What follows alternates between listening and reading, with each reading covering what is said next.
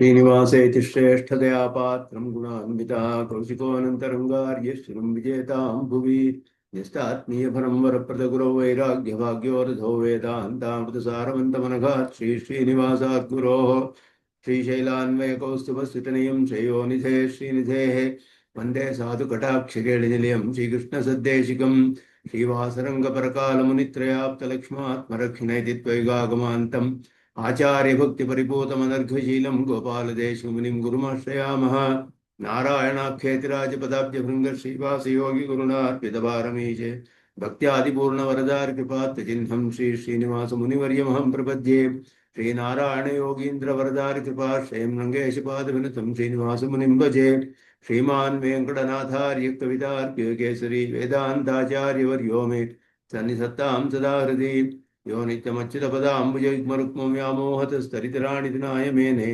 अस्मद्गुरोर्भगवतोऽस्तिरेकसिन्धो रामानुजस्य चरणं प्रपद्ये युगाहे आमुनं तीर्थं साधुवृन्दावने स्थितं निरस्तजिह्मगस्पर्शे यत्र कृष्णकृतादरः नाथेन मुनिनाथेन भवेयं नाथवानहं यस्य नैगमिकं तत्त्वं हस्तामलगताङ्गतं यस्य सारस्वतस्रोतोऽकुलामोदवासितं श्रुतीनां श्रमायालं शठारिं तमुपास्महे वन्दे वैकुण्ठसेनान्यं देवं सूत्रवतीसकं यद्वेत्र शिखरस्पन्दे विश्वमेतद्व्यवस्थितं साहधर्मचरीं शौरेः समन्त्रितजगद्धितामनुग्रहमयीं वन्दे नित्यमज्ञातनिग्रहां कमप्याद्यं गुरुं वन्दे कमलागृहमेधिनं प्रवक्ता छन्दसां भक्ता पञ्चरात्रस्य स्वयं वसुदेवसुतं देवं कंसचाणूरमर्दनं देवकी परमानन्दं कृष्णं वन्दे जगद्गुरुं पार्थाय प्रतिबोधितां भगवता नारायणेन स्वयं व्यासेन ग्रथितां पुराणमुनिना मध्ये महाभारतम् अद्वैतामृतवर्षिणीं भगवतीमष्टादशाध्यायिनीम् अम्ब त्वामनुसन्दधामि भगवद्गीते भवद्वेषिणीं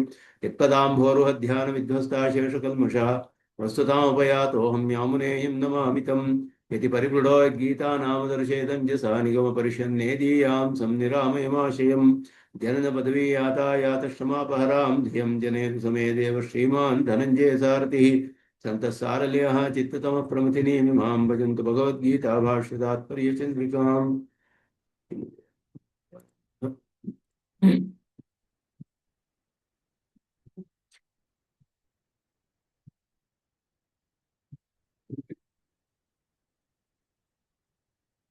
ಅರ್ಜುನನು ಕೃಷ್ಣನಲ್ಲಿ ಅವನ ವಿಭೂತಿಯನ್ನು ಯೋಗವನ್ನು ಅದರ ವಿಷಯದಲ್ಲಿ ಅದು ತಿಳಿದುಕೊಳ್ಬೇಕು ಅನ್ನುವ ಒಂದು ದೃಷ್ಟಿಯಿಂದ ಇಚ್ಛೆಯಿಂದ ಪರಮಾತ್ಮನನ್ನ ನೇರವಾಗಿ ಪ್ರಾರ್ಥನೆ ಮಾಡುವಂತಹ ಶ್ಲೋಕಗಳು ಇಲ್ಲಿ. ಪರಮಾತ್ಮನ ತಾನೇ ತಿಳಿಯೋಕೆ ಸಾಧ್ಯ, ತನ್ನ ಬಗ್ಗೆ ಬೇರೆ ಯಾರಿಗೂ ಅವನ ಬಗ್ಗೆ ತಿಳಿಯದು. ದೇವತೆಗಳಾಗಲಿ ಋಷಿಗಳಾಗಲಿ ಯಾರಿಗೂ ಕೂಡ ಅವನ ಮಹಿಮೆ ಎಷ್ಟೋ ಅನ್ನೋದು ತಿಳಿಯಕ್ಕೆ ಸಾಧ್ಯವಿಲ್ಲ. ಆದ್ದರಿಂದ ನೀನೇ ನನಗೆ ಹೇಳಬೇಕಪ್ಪ ಅಂತ ಹೇಳಿ ನೇರವಾಗಿ ಪರಮಾತ್ಮನನ್ನೇ ಕೇಳುವಂತಹ ಭಾಗ್ಯ ಅರ್ಜುನನಿಗೆ ಸಿಕ್ತು. ಎಲ್ಲರೂ ಕೂಡ ಆಚಾರ್ಯರಲ್ಲಿ ಹೋಗಿ ಅನೇಕ ವರ್ಷ ಕಾಲ ಶಿಷ್ಯತ್ವ ಮಾಡಿ ಸೇವೆ ಮಾಡಿ ಎಲ್ಲ ಮಾಡಿ ಅವರಲ್ಲಿ ಉಪಾಸ್ಯನ ವಿಷಯದಲ್ಲಿ ಎಲ್ಲವನ್ನು ಜ್ಞಾನವನ್ನು ಪಡೆದುಕೊಳ್ತಾರೆ. ಉಪಾಸ್ಯನ ಅಸಾಧಾರಣ ಧರ್ಮಗಳೇನು, ಗುಣಗಳೇನು, ಹೇಗೆ ಅವನು ಉಪಾಸನೆ ಮಾಡಬೇಕು, ಆ ಉಪಾಸನೆ ನೇರವಾಗಿ ಅರ್ಜುನನಿಗೆ ಇಲ್ಲಿ ಉಪದೇಶ ಮಾಡ್ತಿರು. ಅರ್ಜುನನು ಉಪಾಸ್ಯನನ್ನೇ ನೇರವಾಗಿ ನೀನೇ ಉಪಾಸ್ಯ, ನೀನೇ ನನಗೆ ಹೇಳು, ಹೇಗೆ ನಿನ್ನನ್ನು ಧ್ಯಾನ ಮಾಡಬೇಕು ಭಕ್ತಿಯೋಗದಲ್ಲಿ, ಅದನ್ನ ಪರಮಾತ್ಮನು ನೇರವಾಗಿ ಹೇಳ್ತಾ ಇರುವಂತಹ ಭಾಗ. ಇದನ್ನ ಅರ್ಜುನನು ಪ್ರಾರ್ಥನೆ ಮಾಡ್ತಾನೆ. ವಕ್ತುಮರ್ಹಸಿ ಅಶೇಷೇಣ ದಿವ್ಯಾಹಿ ಆತ್ಮವಿಭೂತಯ ಯಾಭಿ ವಿಭೂತಿಭಿ ಲೋಕಾನ್ ಇಮಾನ್ ಸ್ವಂ ವ್ಯಾಪ್ಯ ತಿಷ್ಠಸಿ. ಬರ ಶಬ್ದಗಳಿಗೆ ಸ್ವಲ್ಪ ವಿಶೇಷವಾದ ಅರ್ಥಗಳಿದೆ. ನೇರವಾದ ಅರ್ಥಗಳನ್ನ ತೆಗೆದುಕೊಂಡು ಅನ್ವಯ ಮಾಡುವುದಕ್ಕೆ ಸಾಧ್ಯವಾಗುವುದಿಲ್ಲ. ಅದರಿಂದ ಅದರಲ್ಲಿ ವಿಶೇಷವಾದ ಅರ್ಥಗಳನ್ನ ಭಾಷೆಕಾರರು ನಮಗೆ ತೋರಿಸ್ತಾರೆ. ಇಲ್ಲಿ ವಕ್ತುಮರ್ಹಸಿ ಅಶೇಷೇಣ ದಿವ್ಯಾಹ ಈ ಆತ್ಮವಿಭೂತಯ, ನಿನ್ನ ವಿಭೂತಿಗಳನ್ನ ಅಂತ ಇಲ್ಲಿ ಶಬ್ದದಲ್ಲಿ ಅರ್ಥ ಇದೆ. ವಿಭೂತಿಗಳು ಅಂತ ಹೇಳಿದ್ರೆ, ವಿಭೂತಿ ಅಂತ ಹೇಳಿದ್ರೆ ನಿಯಮನ ಸಾಮರ್ಥ್ಯ ಅಂತ ಹೇಳಿ, ಯಾವ ಯಾವ ಪದಾರ್ಥಗಳನ್ನು ಹೇಗೆ ನಿಯಮನ ಮಾಡ್ತೀಯ ಆ ವಿಷಯದಲ್ಲಿ ನೀನು ತಿಳಿಸುವಂತ ಅರ್ಥ. ನೀನು ನಿಯಮನ ಮಾಡಿ, ನಿನ್ನಿಂದ ನಿಯಮನ ಮಾಡಲ್ಪಡುವ ಪದಾರ್ಥಗಳು ಹೇಗೆ ನಿಯಮನ ಮಾಡ್ತೀಯ ಅನ್ನೋದು, ಹೇಗೆ ನಾವು ಉಪಾಸನೆ ಮಾಡಬೇಕು. ಅರ್ಹಸಿ ಅಂದ್ರೆ ನಿನಗೆ ನೀವು ಸಾಮಾನ್ಯವಾಗಿ ಅರ್ಹಸಿ ಅಂದರೆ ಅರ್ಹತೆ ಇದೆ ಅಂತ ಹೇಳಿದ್ರೆ ನೀನು ಅರ್ಹನಾಗಿದೆಯಾ ಅಂತ ಅರ್ಥವಲ್ಲ, ಪ್ರಾರ್ಥನೆ ಅನ್ನುವ ಅರ್ಥ. ಅರ್ಹಸಿ ಅಂತ ಹೇಳಿದ್ರೆ ಪ್ರಾರ್ಥನೆ ಮಾಡ್ತೀಯಾನೆ ಅರ್ಜುನನು.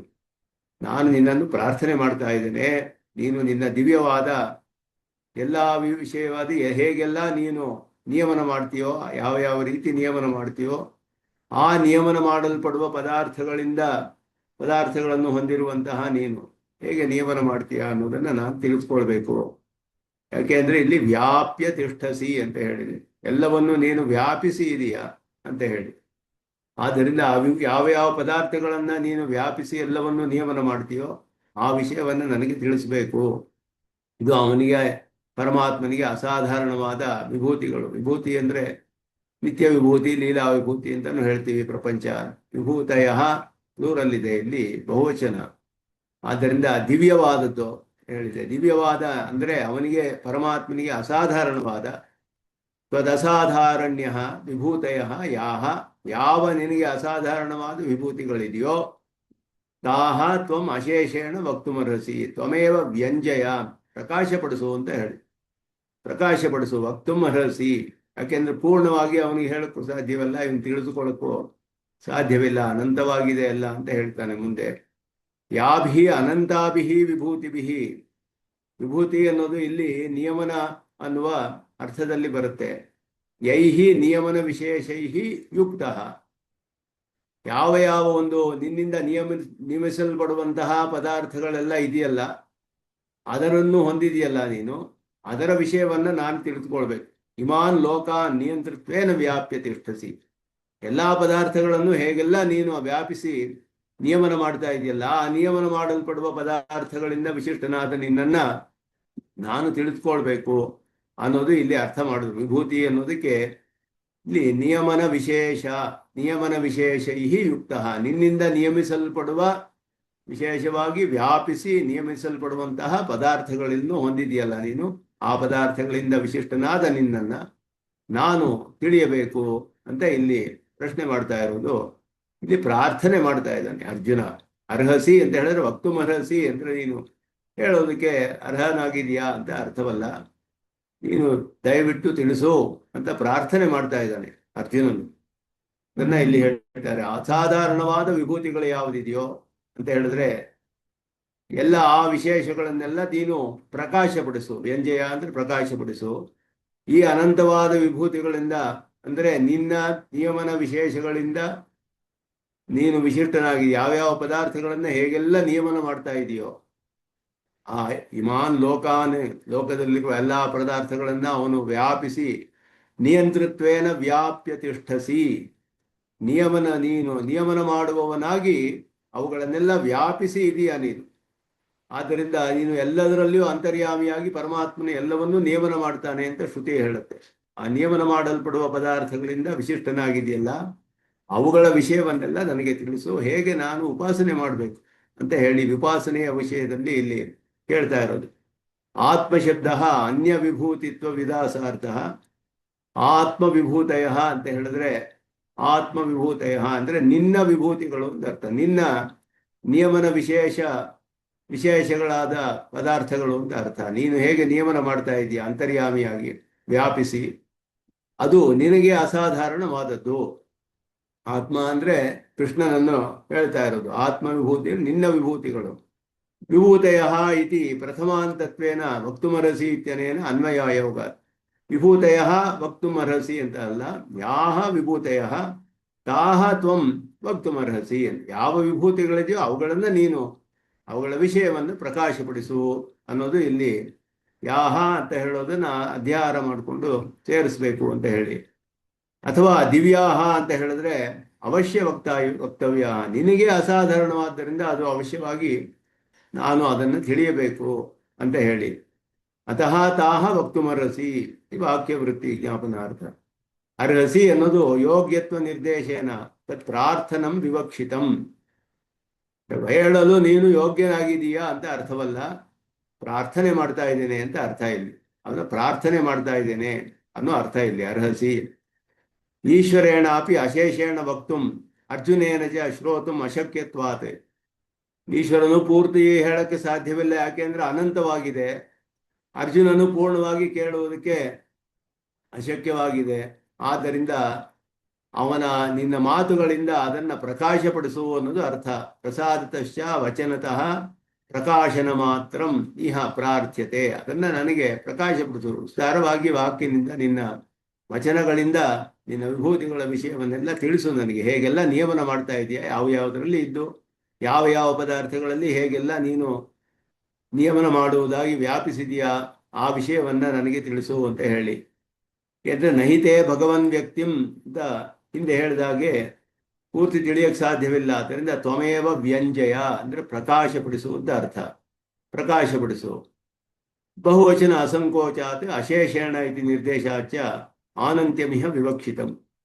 ಶೇಷೇಣ ವಿಭೂತಯ ಅಂತೆಲ್ಲ ಹೇಳಿರೋದ್ರಿಂದ ಅನಂತವಾದ ವಿಭೂತಿಗಳು, ನಾಸ್ತ್ಯಂತೋ ವಿಸ್ತರಸ್ಯಮೇ ಅಂತ ನೀವು ಮುಂದೆ ಹೇಳುವಂಗೆ ಉತ್ತರ ವಶಾತ್ ಚ ಇತಿ ಅಭಿಪ್ರಾಯಣ ಅನಂತಾಭಿಹಿ. ಕೃಷ್ಣನೇ ಹೇಳ್ತಾನೆ ಮುಂದೆ, ನನಗೆ ಇದಕ್ಕೆ ಅಂತವೇ ಇಲ್ಲಪ್ಪ, ಪೂರ್ಣವಾಗಿ ಹೇಳಕ್ಕೆ ಸಾಧ್ಯವಿಲ್ಲ ಅಂತ ಹೇಳಿ. ವಿಭೂತಿ ಅಂತ ಹೇಳಿದ್ರೆ ವಿಪೂರ್ವ ಭವತಿ ಭಾವ ಪ್ರತ್ಯಯ ಅಂತಹ ನಿಯಮನವಾಚಿ. ವಿಭೂತಿ ಅಂದ್ರೆ ನಿಯಮನವನ್ನು ತಿಳಿಸುತ್ತೆ. ಅಲ್ಲಿ ವಿಭೂತಿ ಅನ್ನೋದು ವಿಭೂತಿರ್ಭೂತಿರ ಐಶ್ವರ್ಯಂ ಅಂದ್ರೆ ಈಶ್ವರತ್ವ ಪ್ರಯುಕ್ತವಾದ ಅವನ ನಿಯಮನವನ್ನು ತಿಳಿಸುತ್ತೆ. ನಿಯಮನ ವಿಷಯ, ನಿಯಮನವನ್ನು ತಿಳಿಸುವಂತಹ ಶಬ್ದ ಇಲ್ಲಿ. ಬೇರೆ ಅರ್ಥಗಳಲ್ಲಿ ಹೇಳಕ್ಕೆ ಸಾಧ್ಯವಿಲ್ಲ ಅಂತ ಸ್ವಾಮಿ ದೇಶಿಕನು ಹೇಳ್ತಾರೆ. ನಚ ಅತ್ರ ಅರ್ಥಾಂತರಂ ಘಟತೆ. ಬೇರೆ ಅರ್ಥಗಳನ್ನು ಮಾಡೋಕ್ಕೆ ಸಾಧ್ಯವಿಲ್ಲ. ಯಾಕೆಂದ್ರೆ ನಿಯಂತವ್ಯ ಅನ್ನೋ ಪದಾರ್ಥವನ್ನು ನಿಯಂತವ್ಯ ಸಾಮಾನಾಧಿಕರಣ್ಯಾತ್ ಸಾಮಾನಾಧಿಕರಣ್ಯಾದಿ ಅಭಾವಾತ್. ನಿಯಂತವ್ಯವಾದದರೊಡನೆ ಪರಮಾತ್ಮನಿಗೆ ಸಾಮಾನಾಧಿಕರಣ್ಯ ಇಲ್ಲಿ ಹೇಳಲ್ಪಟ್ಟಿಲ್ಲ. ನಿನ್ನ ವಿಭೂತಿಗಳು ಅಂತ ಹೇಳಿರುವಾಗ ನಿನಗೆ ಸೇರಿದು ಅವನೇನ್ನ ವಿಭೂತಿಯ ಯಾವುದನ್ನು ನಿಯಮನ ಮಾಡ್ತಾನೋ ಅದಕ್ಕೂ ಪರಮಾತ್ಮನಿಗೂ ಸಮಾನಾಧಿಕರಣದಿಂದ ಹೇಳಲ್ಪಟ್ಟಿಲ್ಲ ಇಲ್ಲಿ. ಆದ್ದರಿಂದ ಯಾವ ನಿಯಮನ ವಿಶೇಷಗಳಿಂದ ನೀನು ಹೊಂದಿದ್ಯೋ ಅಂದ್ರೆ ನೀನು ನಿಯಮನ ಮಾಡುವ ಪದಾರ್ಥಗಳ ವಿಷಯ, ಯಾವ ಯಾವ ಪದಾರ್ಥಗಳನ್ನು ಹೇಗೆಲ್ಲ ಅಂತರ್ಯಾಮಿಯಾಗಿ ವ್ಯಾಪಿಸಿ ನಿಯಮನ ಮಾಡ್ತಾ ಇದೆಯಲ್ಲ ಅದರ ವಿಷಯವನ್ನ ಹೇಗೆ ಮಾಡ್ತಿದೀಯಾ, ಹೇಗೆ ಆ ಪದಾರ್ಥಗಳಿಂದ ವಿಶಿಷ್ಟನಾದ ನಿನ್ನನ್ನು ಧ್ಯಾನ ಮಾಡ್ತಾರೆ. ಮುಂದೆ ಅದನ್ನ ಮುಂದಿನ ಶ್ಲೋಕದಲ್ಲಿ ಸ್ಪಷ್ಟವಾಗುತ್ತೆ. ಇದು ಪ್ರಭೂತ ನಿಯಮನ ವಿಷಯ ಕೌತುಕಾತಿರೇಕ ದ್ಯೋತನಾಯ ವಿಶೇಷ ನಿಯಮನ ವಿಶೇಷ ಅಂತ ಹೇಳಿದಾಗ ಇವನು ಪರಿಪೂರ್ಣವಾದ ನಿಯಮನ ಪರಮಾತ್ಮನದು ಸರ್ವವ್ಯಾಪಿಯಾಗಿ ಎಲ್ಲಕ್ಕೂ ಅಂತರ್ಯಾಮಿಯಾಗಿ ನಿಯಮನ ಮಾಡ್ತಾನಲ್ಲ, ಅದು ಅದರ ಒಂದು ಎಲ್ಲೇ ಎಷ್ಟು ಅಂತ ಹೇಳಕ್ ಸಾಧ್ಯವಿಲ್ಲ. ಆದ್ದರಿಂದ ಇವನಿಗೆ ಬಹಳ ಕೌತುಕ, ಅವನಿಗೆ ಹೇಳಲೇಬೇಕು ಅನ್ನೋದನ್ನ ತಿಳಿಯಲೇಬೇಕು ಅನ್ನುವಂತಹ ಒಂದು ಕಾತುರ ಅದು ತಿಳಿಸುತ್ತೆ ಅಲ್ಲಿ ವಿಶೇಷ ಅನ್ನುವ ಶಬ್ದವು. ಇಲ್ಲಿ ವಿಭೂತಿ ವಿಹಿ ಅಂತ ಹೇಳೋದು ತೃತೀಯ ವಿಭಕ್ತಿಯ ಬಹುವಚನ. ವಿಭೂತಿಗಳಿಂದ ಅಂತ ಹೇಳಿ ವಿಭೂತಿಯ ತೃತೀಯ ವಿಭಕ್ತಿಯು ಯಾವಾಗಲೂ ಕರಣಾರ್ಥದಲ್ಲಿ ಬರುತ್ತೆ. ಇನ್ಸ್ಟ್ರೂಮೆಂಟಲ್ ಒಂದು ಅದನ್ನು ಉಪಕರಣವಾಗಿ ಉಪಯೋಗಿಸುವಂತಹ ಕಡೆಗಳಲ್ಲಿ ತೃತೀಯ ವಿಭಕ್ತಿ ಬರುತ್ತೆ. ಇತ್ತಂಭೂತ ಲಕ್ಷಣೆ ತೃತೀಯ ಅಂತಲೂ ಇದೆ. ಅದನ್ನ ಒಂದು ಚಿಹ್ನೆಯನ್ನಾಗಿ ಹೇಳೋದು. ಇವಾಗ ಒಬ್ಬ ವಿದ್ಯಾರ್ಥಿಯನ್ನು ನೋಡಿದ್ರೆ ಪುಸ್ತಕವೇ ಅವನಿಗೆ ಲಕ್ಷಣ. ಪುಸ್ತಕೇನ ವಿದ್ಯಾರ್ಥಿ ಅಂತ ಪ್ರಯೋಗ ಮಾಡಿ, ಪುಸ್ತಕದಿಂದ ಅವನು ವಿದ್ಯಾರ್ಥಿ ಅಂತ ಹೇಳಲ್ಪಡ್ತಾನೆ. ಪುಸ್ತಕವು ಅವನಿಗೆ ಲಕ್ಷಣವಾಗುತ್ತೆ ವಿದ್ಯಾರ್ಥಿ ಅಂತ ಹೇಳೋದಕ್ಕೆ. ಆಗ ತೃತೀಯ ವಿಭಕ್ತಿ ಬರುತ್ತೆ. ಪುಸ್ತಕೇನ ಅಂತ ಹೇಳಿ ಪುಸ್ತಕದಿಂದ ಅವನು ವಿದ್ಯಾರ್ಥಿ ಅಂತ ಹೇಳಲ್ಪಡ್ತಾನೆ. ಜಟಾಭಿಹಿ ತಾಪಸಃ, ತಪಸ್ವಿ ಅಂತ ಹೇಳಬೇಕಾದ್ರೆ ಅವನ ಜಟೆಗಳಿಂದ ಅವನು ತಪಸ್ವಿ ಅಂತ ಹೇಳ್ಬೋದು. ಆ ಜಟೆ ಅವನಿಗೆ ಒಂದು ಲಕ್ಷಣ, ತಪಸ್ವಿ ಆಗಿರುವುದ ಲಕ್ಷಣವನ್ನು ತಿಳಿಸುತ್ತೆ. ಆ ರೀತಿ ಇಲ್ಲಿ ಅರ್ಥ ಮಾಡಲ್ಪಟ್ಟಿದೆ ಅಂತ ಹೇಳ್ತಾರೆ. ಇಲ್ಲಿ ತೃತೀಯಾಯ ಇದು ವ್ಯಾಕರಣದ ವಿಷಯ. ಇಲ್ಲಿ ವಿಭೂತಿ ಬಿಹಿ ಅಂತ ಅದರಂದೆ ಕರಣಾದ್ಯರ್ಥತ್ವ ಅಯೋಗಾತಿ. ಇಲ್ಲಿ ಕರಣಾರ್ಥದಿಲ್ಲ, ಉಪಕರಣವಲ್ಲ. ಭೂತಿಗಳನ್ನು ಉಪಯೋಗಿಸಿಕೊಂಡು ಅವನು ನಿಯಮನ ಮಾಡ್ತಾ ಇಲ್ಲ. ಆದ್ದರಿಂದ ಅದು ಉಪಕರಣವಾಗಿ ಉಪಯೋಗಿಸಿದ್ರೆ ಇನ್ನೊಂದನ್ನ ಆಗ ತೃತೀಯ ವಿಭಕ್ತಿ ಆಗಲೂ ಬರುತ್ತೆ. ಆ ಅರ್ಥವಲ್ಲ. ಇತ್ತಂಭೂತ ಲಕ್ಷಣ ಅರ್ಥತ್ವಂ ವಿವಕ್ಷಿತಂ ಅಂತ ಹೇಳಿ ಅದುವೇ ಅವನ ಚಿಹ್ನೆ ಅನ್ನುವ ಹಾಗೆ ಅದನ್ನ ತಿಳಿಸುತ್ತೆ. ಅವುಗಳ ಮೂಲಕ ಅವನನ್ನ ತಿಳಿಯಬಹುದು. ಹಾಗೆ ಅತ್ರ ವಿಭೂತಿ ಶಬ್ದಸ್ಯ ನಿಯಂತವ್ಯ ಪರತ್ವೇ ಅಶ್ವತ್ಥಾದೀನಾಂನ ಲೋಕವ್ಯಾಪ್ತಿ ಕಾರಣತ್ವ ಇದೆಲ್ಲ ಬರುತ್ತೆ. ಅಶ್ವತ್ಥಂ ಪ್ರಾಹುರವಿಯಿಂದ ಸಂಸಾರವಿಲ್ಲ ಹೇಳುತ್ತೆ. ಅದರಿಂದ ಈ ನಿಯಂತವ್ಯ ಅಂದ್ರೆ ನಿಯಮಿಸಲ್ಪಡುವ ಪದಾರ್ಥ, ಅದು ಇಲ್ಲಿ ಹೇಳ್ಪಡ್ತಿಲ್ಲ. ನಚತದ್ ವಿಶಿಷ್ಟಸ್ಯ ತೈಸ್ಸಹ ಪಾತದಿತರ ವ್ಯಾಪ್ತಿ. ಅವುಗಳ ಜೊತೆಯಲ್ಲಿ ಇವನು ವ್ಯಾಪ್ತಿ ಇಲ್ಲ, ಅವುಗಳನ್ನ ವ್ಯಾಪಿಸಿದಾನೆ ಅಂತ ಹೇಳಿದ್ರೆ ನಚ ವ್ಯಾಪ್ತವು ನಿಯಂತವ್ಯಾನಾಂ ಇತ್ತಂಭೂತ ಲಕ್ಷಣತ್ವಂ. ಇಲ್ಲಿ ಬಹಳ ವಿಶೇಷವಾದ ಅರ್ಥ ಇಲ್ಲಿ ನಿಯಂತವ್ಯ ಅಂತ ಹೇಳಿದ್ರೆ ನಿಯಮನ ವಿಶೇಷಾಣಂತು ಶ್ರುತಿ ಅನುಸಾರಾತ್ ಆಕಾಶಾದಿ ವ್ಯಾಪ್ತಿ ವ್ಯವಚ್ಛೇದಾರ್ಥತ್ವಾಚ ತದುಪಪತ್ತಿ ನಿಯಂತೃತ್ವೇನ ವ್ಯಾಪ್ಯ. ನಿಯಮನ ಮಾಡುವವನಾಗಿ ನೀನು ವ್ಯಾಪಿಸಿದೀಯ ಅದನ್ನ. ಆ ರೀತಿ ಅದನ್ನ ಅರ್ಥ ಮಾಡಬೇಕು. ನಿಯಮನ ಮಾಡುವುದೇ ಅವನಿಗೆ ಅಸಾಧಾರಣವಾದ ಒಂದು ಲಕ್ಷಣ. ಆಕಾಶವು ಕೂಡ ಎಲ್ಲವನ್ನು ವ್ಯಾಪಿಸುತ್ತೆ, ಆದರೆ ಅದಕ್ಕೆ ನಿಯಮನ ಶಕ್ತಿ ಇಲ್ಲ. ಆಕಾಶವು ನಮ್ಮ ದೇಹದ ಒಳಗಡೆಯೂ ಇದೆ, ಆದರೆ ನಮ್ಮನ್ನ ಅದು ನಿಯಮನ ಮಾಡೋದಿಲ್ಲ. ವ್ಯಾಪಿಸಿದೆ ಅಂದ್ರೆ ಒಂದು ಪದಾರ್ಥದ ಒಳಗಡೆ ಇರುತ್ತೆ, ಅಲ್ಲಿಯೂ ಕೂಡ ಒಂದು ಘಟದ ಒಳಗಡೆಯೂ ಇದೆ ಆಕಾಶ, ಆದರೆ ನಿಯಮನ ಮಾಡುವ ಸಾಮರ್ಥ್ಯವಿಲ್ಲ ಅಲ್ಲಿ. ಪರಮಾತ್ಮನು ಹೇಗೆ ಅಂದ್ರೆ ಅಂತಃಪ್ರವಿಷ್ಟ ಶಾಸ್ತ್ರ ಜನಾನಾಂ, ಶಾಸನ ಮಾಡುವುದಕ್ಕೆ ಅಂತಃಪ್ರವೇಶ ಮಾಡಿದ್ದಾನೆ, ಒಳಗಡೆ ಇದ್ದು ನಿಯಮನವನ್ನು ಮಾಡ್ತಾನೆ. ಅಂತರೋ ಯಮಯತಿ ಅಂತರ್ಯಾಮಿ ಅಮೃತಃ, ಅಂತರ್ಯಾಮಿಯಾಗಿದ್ದು ನಿಯಮನ ಮಾಡ್ತಾನೆ. ಈ ಅರ್ಥಗಳು ಇಲ್ಲಿ ವ್ಯಾಪ್ಯ ತಿಷ್ಠಸಿ ಅನ್ನೋದ್ರಿಂದ ವ್ಯಾಪ್ಯ ನಾರಾಯಣ ಸ್ಥಿತಃ ಇತಿ ಶ್ರುತಿ ಸ್ಮಾರಿತ. ಎಲ್ಲವನ್ನು ವ್ಯಾಪಿಸಿ ನಿಯಮನ ಮಾಡ್ತಾನವನು. ಆ ನಿಯಮನ ವಿಶೇಷಗಳ ಪದಾರ್ಥಗಳು ಯಾವುದಿದೆಯೋ, ಆ ವಿಶೇಷಗಳಿದೆಯೋ ಅದನ್ನು ನಾನು ತಿಳಿಯಬೇಕು. ನಿನ್ನ ವಿಭೂತಿ ಅಂದ್ರೆ ಆ ಅರ್ಥದಲ್ಲಿ ಎಲ್ಲವನ್ನು ವ್ಯಾಪಿಸಿ ಹೇಗೆ ನಿಯಮನ ಮಾಡ್ತೀಯ ನೀನು, ಅದರ ಆ ಅರ್ಥವನ್ನ ಇಲ್ಲಿ ಕೇಳ್ತಾ ಇದ್ದಾನೆ. ಆ ಪದಾರ್ಥಗಳ ವಿಷಯದಲ್ಲಿ ಹೇಗೆ ಯಾವ ಪದಾರ್ಥಗಳನ್ನು ಹೇಗೆ ವ್ಯಾಪಿಸಿ ನಿಯಮನ ಮಾಡ್ತೀಯ ನೀನು ಅನ್ನೋದನ್ನ ಇಲ್ಲಿ ನಿಯಮನತ್ವವೇ ಪ್ರಧಾನ. ವಿಭೂತಿ ಅನ್ನೋ ಶಬ್ದಕ್ಕೆ ನಿಯಂತೃತ್ವ ಹೇಳೋದು. ನಿಯಂತ ಆಗಿ ಎಲ್ಲವನ್ನು ವ್ಯಾಪಿಸಿದಾನೆ ಪರಮಾತ್ಮ. ಆ ವಿಷಯವನ್ನು ನಾನು ತಿಳಿಬೇಕು ಅನ್ನೋದು ಇಲ್ಲಿ ಹೇಳ್ತಾ ಇದೆ. ಅದನ್ನ ತಿಳಿದು ಆಮೇಲೆ ಅವನು ಧ್ಯಾನ ಮಾಡಬೇಕು, ಭಕ್ತಿಯೋಗದಲ್ಲಿ ಧ್ಯಾನ ಮಾಡಬೇಕು ಅದನ್ನು, ಪರಮಾತ್ಮನನ್ನ ಆ ರೀತಿ ಗುಣಗಳನ್ನು ಹೊಂದಿರುವವನಾಗಿ. ಆದ್ದರಿಂದ ಅದರ ವಿಷಯದಲ್ಲಿ ಇವನು ತಿಳಿಯಬೇಕು ಅಂತ ಆಸೆ ಪಡ್ತಾ ಇದ್ದಾನೆ. ಕಥಂ ವಿದ್ಯಾಮಹಂ ಯೋಗಿ ತ್ವಾಂ ಸದಾ ಪರಿಚಿಂತೆಯನ್ ಕೇಶು ಕೇಶ್ಚ ಭಾವೇಶು ಚಿಂತ್ಯೋಸಿ ಭಗವನ್ಮಯ. ಯಾವ ಪದಾರ್ಥಗಳಲ್ಲಿ ನೀನು ಹೇಗೆಲ್ಲ ನಿಯಮನ ಮಾಡ್ತೀಯಾ ಅನ್ನೋದನ್ನ ನಾನು ಹೇಗೆ ಧ್ಯಾನ ಮಾಡೋದು, ಭಕ್ತಿಯೋಗಿಗಳು ಹೇಗೆ ಧ್ಯಾನ ಮಾಡ್ತಾರೆ ನಿನ್ನನ್ನ ಅಂತ ಹೇಳಿ. ಇಲ್ಲಿಯೂ ವಿಶೇಷವಾದ ಅರ್ಥಗಳು ಶಬ್ದಗಳಿಗೆ ವ್ಯಾಕರಣದ ಇದು ಪ್ರಯೋಗವನ್ನ ವ್ಯಾಕರಣಕ್ಕೆ ಅನುಸಾರವಾಗಿಯೇ, ಆದರೆ ಪ್ರಕರಣಕ್ಕೆ ಅನುಗುಣವಾಗಿಯೂ, ಭಕ್ತಿಯೋಗ ಮೊದಲಾದವುಗಳ ಪ್ರಕರಣ ಆದ್ದರಿಂದ ಅದಕ್ಕೆ ಅನುಗುಣವಾಗಿಯೂ ಅರ್ಥಗಳನ್ನು ಮಾಡಬೇಕು. ಯೋಗಿ ಅಂತ ಹೇಳೋದು ಇಲ್ಲಿ ಯಾವ ಅರ್ಥ, ಪರಿಚಿಂತೆಯನ್ ಅಂತ ಹೇಳೋದ್ರಲ್ಲಿ ಏನು ಅರ್ಥ ಬರುತ್ತೆ? ಕಥಂ ವಿದ್ಯಾಮಹಂ ಪರಿಚಿಂತೆಯನ್ ಅಂತ ಹೇಳುವಾಗ ಪರಿಚಿಂತೆಯನ್ ವಿದ್ಯಾಂ ಅಂತ ಅರ್ಥ ಬರುತ್ತೆ ಮೊದಲು ಹೇಳಿದ್ರೆ. ಆಗಲ್ಲ, ವಿದ್ಯಾಂ ಪರಿಚಿಂತೆಯನ್, ಪರಿಚಿಂತೆಯನ್ ಅನ್ನೋದು ಆಮೇಲೆ ಬರುತ್ತೆ ಅರ್ಥ. ಅದನ್ನ ಇಲ್ಲಿ ತೋರಿಸ್ತಾರೆ. ಯಾವ ಒಂದು ಅವನ ಜ್ಞಾನದಿಂದ ಚಿಂತನೆ ಮಾಡೋದು. ಭಕ್ತಿಯೋಗದಲ್ಲಿ ಮೊದಲು ಜ್ಞಾನ ಬರಬೇಕು, ಜ್ಞಾನ ಬಂದ ಮೇಲೆ ಧ್ಯಾನ, ಜ್ಞಾನವಾದ ಮೇಲೆ ಧ್ಯಾನ, ಶ್ರವಣ ಮನನ ನಿಧಿಧ್ಯಾಸನ ಅಂತ ಹೇಳಿ. ಪರಿಚಿಂತನೆ ಅನ್ನೋದು ಜ್ಞಾನ ಬಂದ ಮೇಲೆ ಪರಿಚಿಂತನೆ ಆಗುತ್ತೆ, ಆಮೇಲೆ ಅವನ ಸಾಕ್ಷಾತ್ಕಾರವಾಗುತ್ತೆ. ಆದ್ದರಿಂದ ನಾನು ಹೇಗೆ ಯಾವ ರೀತಿ ನಿನ್ನನ್ನು ಚಿಂತನೆ ಮಾಡಿ, ಯಾಕೆಂದ್ರೆ ಇನ್ನು ಭಕ್ತಿಯೋಗ ಆರಂಭಿಸಿಲ್ಲ ಅರ್ಜುನ. ಭಕ್ತಿಯೋಗ ಆರಂಭಿಸಬೇಕಾದ್ರೆ ಇನ್ನು ಅವನ ಧ್ಯಾನ ಶ್ರುತಿಯನ್ನು ಆರಂಭಿಸಬೇಕು. ಆದ್ದರಿಂದ ಭಕ್ತಿಯೋಗ ಇನ್ನೂ ಮಾಡ್ತಾ ಇಲ್ಲ, ಅದಕ್ಕೆ ಬೇಕಾದ ಜ್ಞಾನವನ್ನು ಪಡೆದುಕೊಳ್ತಾ ಇದ್ದಾನೆ.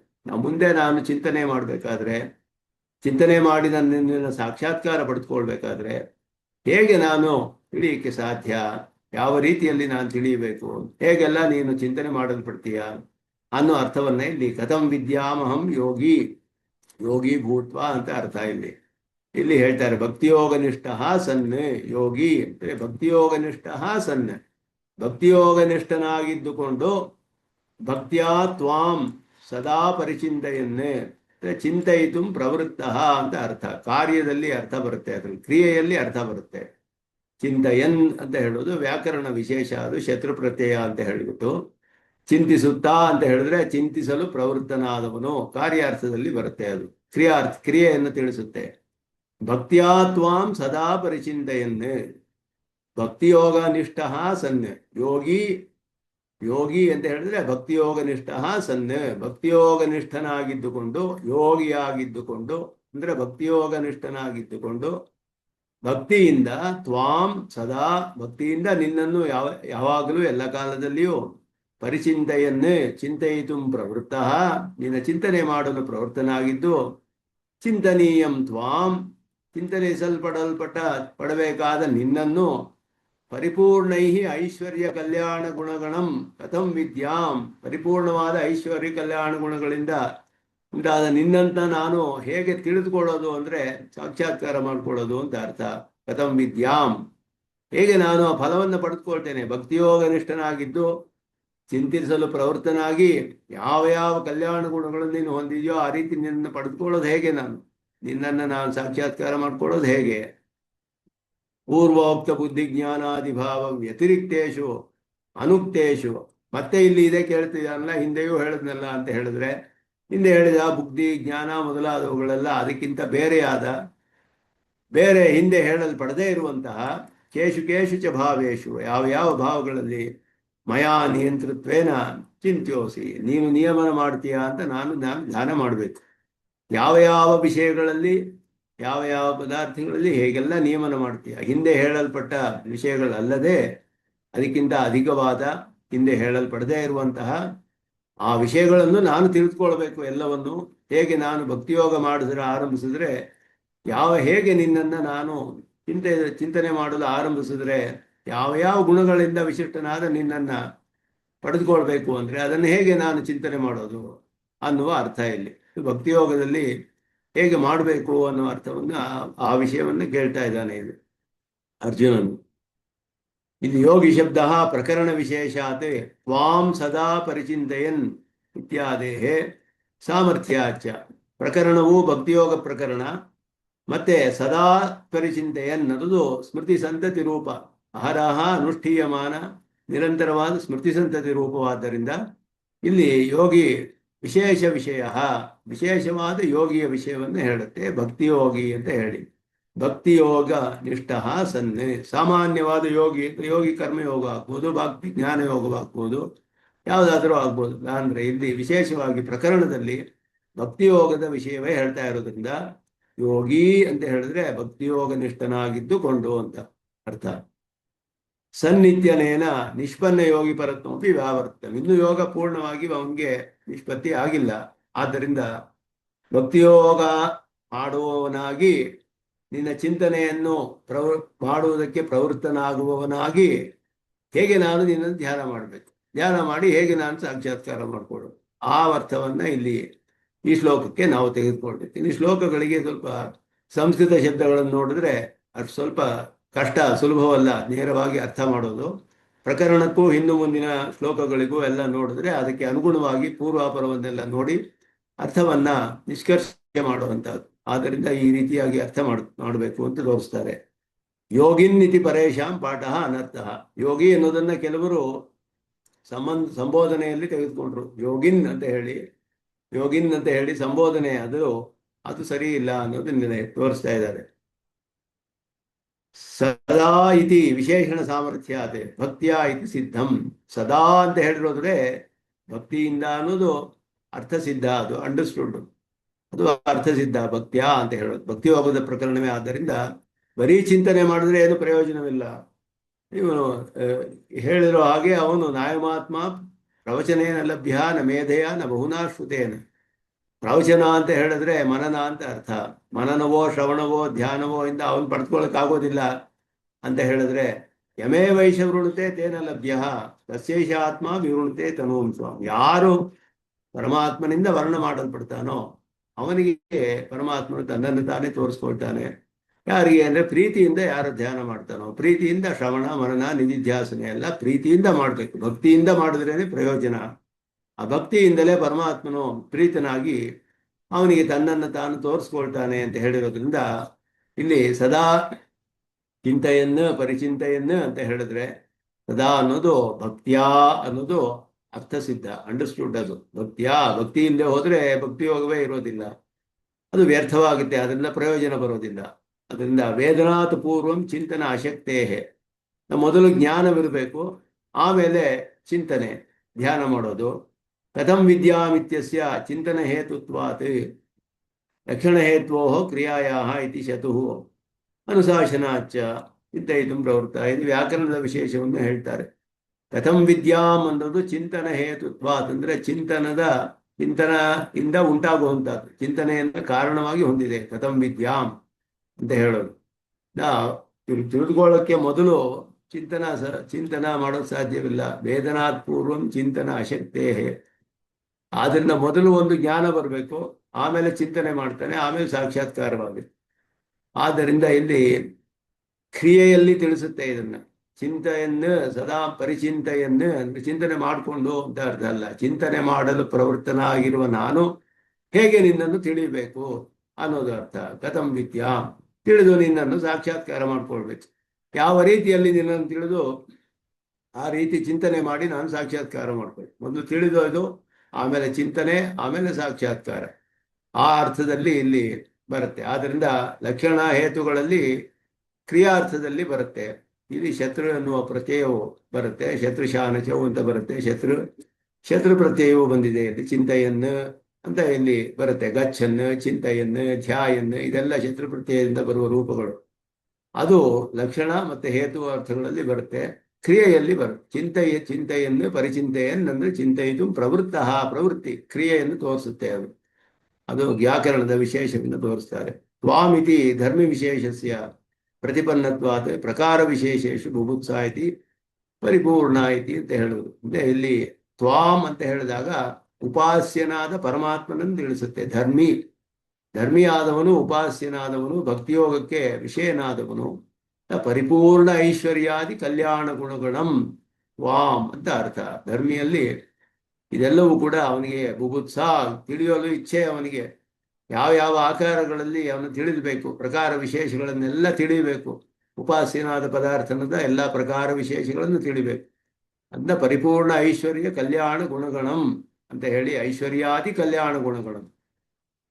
ಪ್ರಶ್ನ ಈ ಅಜ್ಞಾತ ವಿಶೇಷ ಜ್ಞಾಪನಾರ್ಥ ಇತಿ ಅರಿಸಂಧಾಯ ಪೂರ್ವೋಕ್ತತ್ಯಾದಿ. ಅಂದ್ರೆ ಇಲ್ಲಿ ಪ್ರಶ್ನೆ ಮಾಡ್ತಾ ಇದ್ದಾನೆ ಅರ್ಜುನನು.